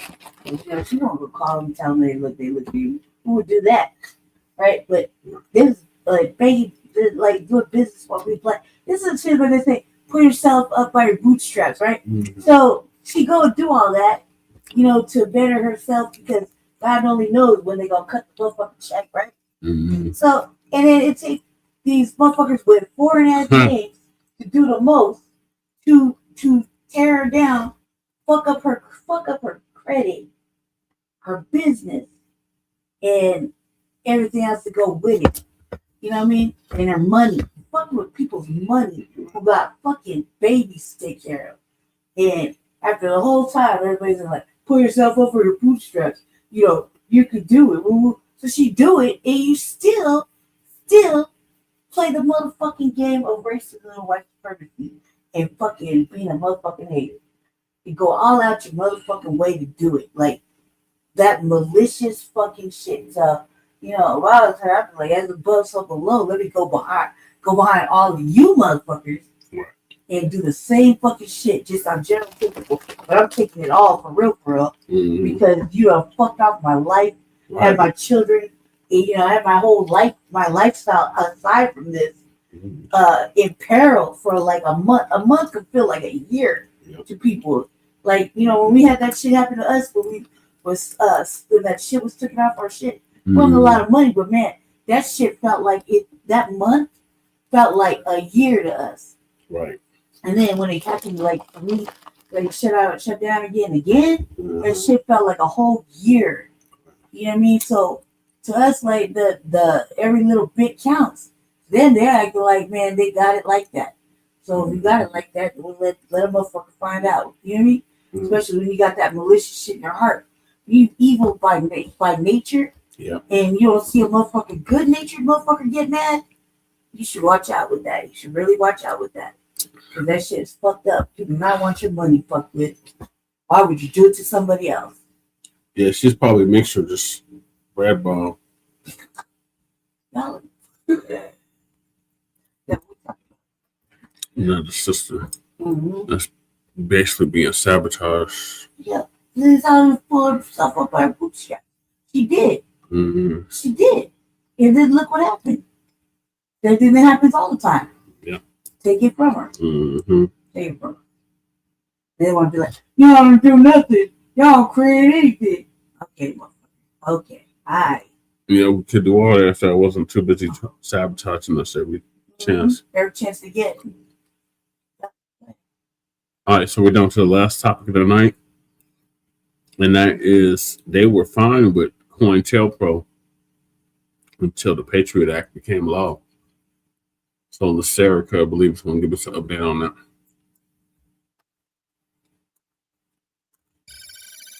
Y'all were real quiet when the FBI was destroying Black leaders and spying on our communities, weren't you? But now that the Patriot Act got you in the surveillance state too, suddenly everybody want to talk about constitutional rights. Funny how that works when it's your freedom on the line. Look, I'm gonna say this once, and I need y'all to really hear me on this one. White America got exactly what they asked for with the surveillance state we living in today. And I know that sounds harsh, but stay with me because the receipts don't lie, and history got a way of coming back around to teach lessons to people who refuse to learn them the first time. Let's take it back to CoIntelPro, the FBI's counterintelligence program that ran from 1956 to 1971, though we all know it probably went on longer. They just got better at hiding it. This wasn't some rogue operation. This was systematic, organized, government-sanctioned terrorism against Black Americans, civil rights leaders, and anybody who dared to challenge the status quo. We talking about the FBI surveilling Martin Luther King Jr., trying to blackmail him into taking his own life. We talking about them infiltrating the Black Panther Party, setting up Fred Hampton to be murdered in his bed while he slept next to his pregnant girlfriend. We talking about them sending fake letters to create division between organizations, planting evidence, making false arrests, and destroying the lives of people whose only crime was wanting Black folks to be treated like human beings. And when all this came out, when the Church Committee exposed what the FBI had been doing, when America got to see exactly how their government was violating every constitutional right they claimed to hold sacred, what did white America do? Did they riot in the streets? Did they demand people go to jail? Did they call for the FBI to be dismantled? Did they organize protests demanding accountability for these constitutional violations? No, they didn't do any of that. Most of them shrugged. Some of them probably thought those Black activists deserved it. Others justified it by saying national security was more important than individual rights, that if you weren't doing anything wrong, you had nothing to worry about. Sound familiar? They co-signed government overreach as long as it was pointed at us, as long as the surveillance, the harassment, the constitutional violations were happening to Black and brown communities. White America was fine with it. They slept peacefully at night knowing their government was breaking every rule in the book because it wasn't their leaders being assassinated. It wasn't their organizations being infiltrated. It wasn't their constitutional rights being trampled. They were comfortable with CoIntelPro because they weren't the target. Simple as that. When the crosshairs are pointed at somebody else, it's easy to look the other way. It's easy to say they probably deserved it. It's easy to trust that the government knows what it's doing and wouldn't abuse that power. But then September 11th happened. The towers fell. The country went into crisis mode. And in that moment of fear and chaos, the government saw an opportunity. They saw a chance to take everything they learned from CoIntelPro, everything they perfected while spying on Black communities, and expand it to everybody. And they called it the Patriot Act.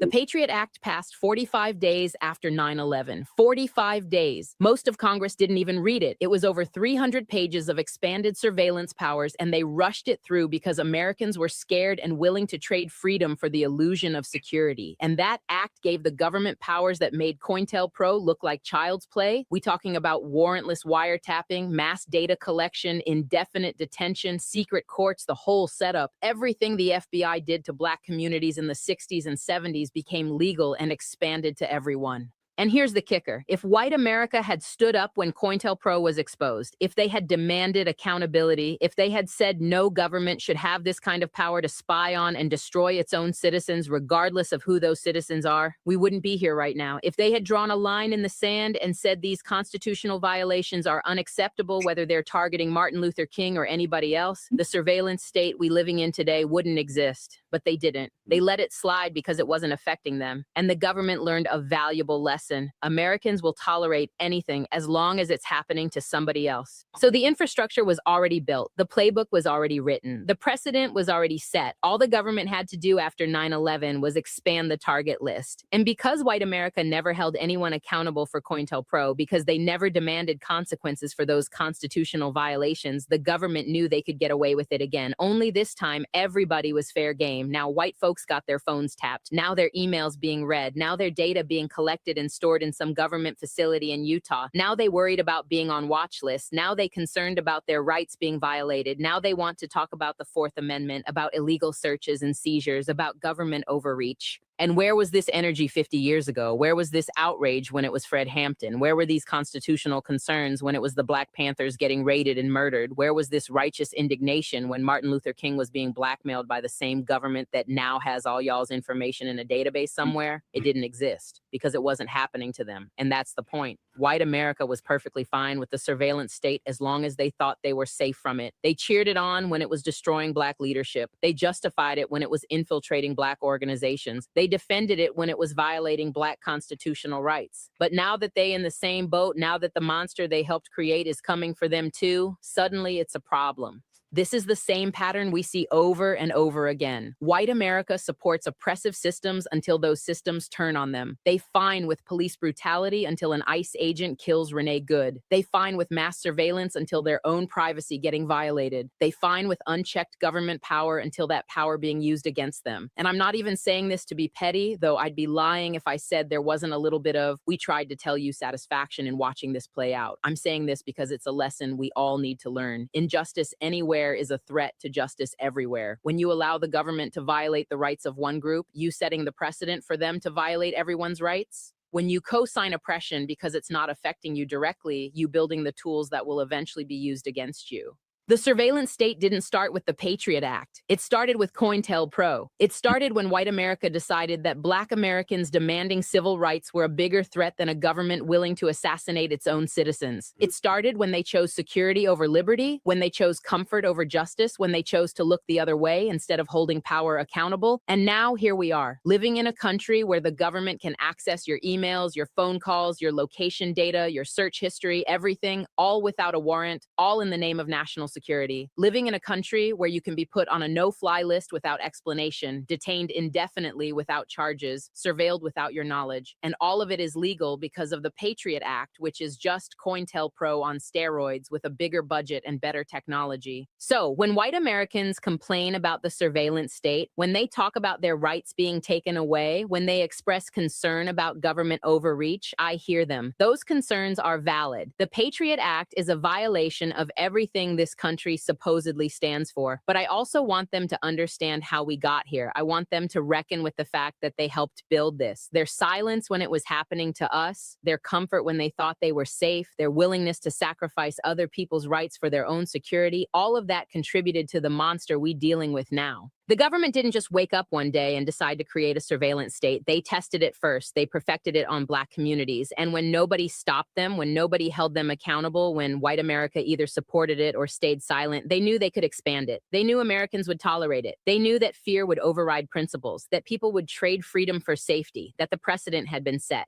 Black folks been saying this for decades. We've been warning that the tools used to oppress us would eventually be used to oppress everyone. We've been trying to tell y'all that constitutional rights either matter for everybody or they don't matter at all. We've been sounding the alarm that unchecked government power doesn't stay contained to one community, it spreads. But we got called radicals. We got called paranoid. We got told we were making it about race when it was just about keeping America safe. Well, look where we at now. The chickens done come home to roost, and everybody living under the same surveillance apparatus that destroyed Black leadership in the 60s. The only difference is now it's legal, now it's expanded, and now white America experiencing a fraction of what we've been dealing with forever. So what's the lesson here? The lesson is that standing up for other people's rights protects your own. The lesson is that injustice left unchecked spreads like cancer. The lesson is that the tools of oppression don't stay in one community, they eventually get used everywhere. The lesson is that if you wait until something affects you personally before you care about it, you already too late. If white America had stood on the right side of history during CoIntelPro, if they had demanded accountability and put systems in place to prevent government abuse, the Patriot Act either wouldn't exist or wouldn't have the teeth it has. But they didn't. They were comfortable with tyranny as long as it wasn't their problem. And now it is their problem. Now they get to live in the surveillance state they helped create. And the saddest part,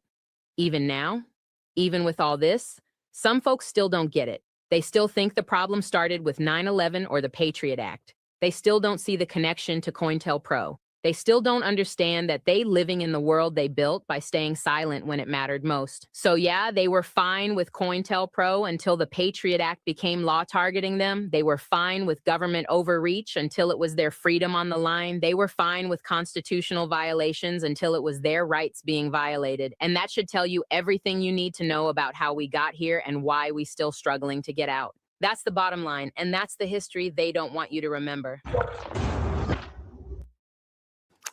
A Denver dispensary is being shut down after the owners were caught.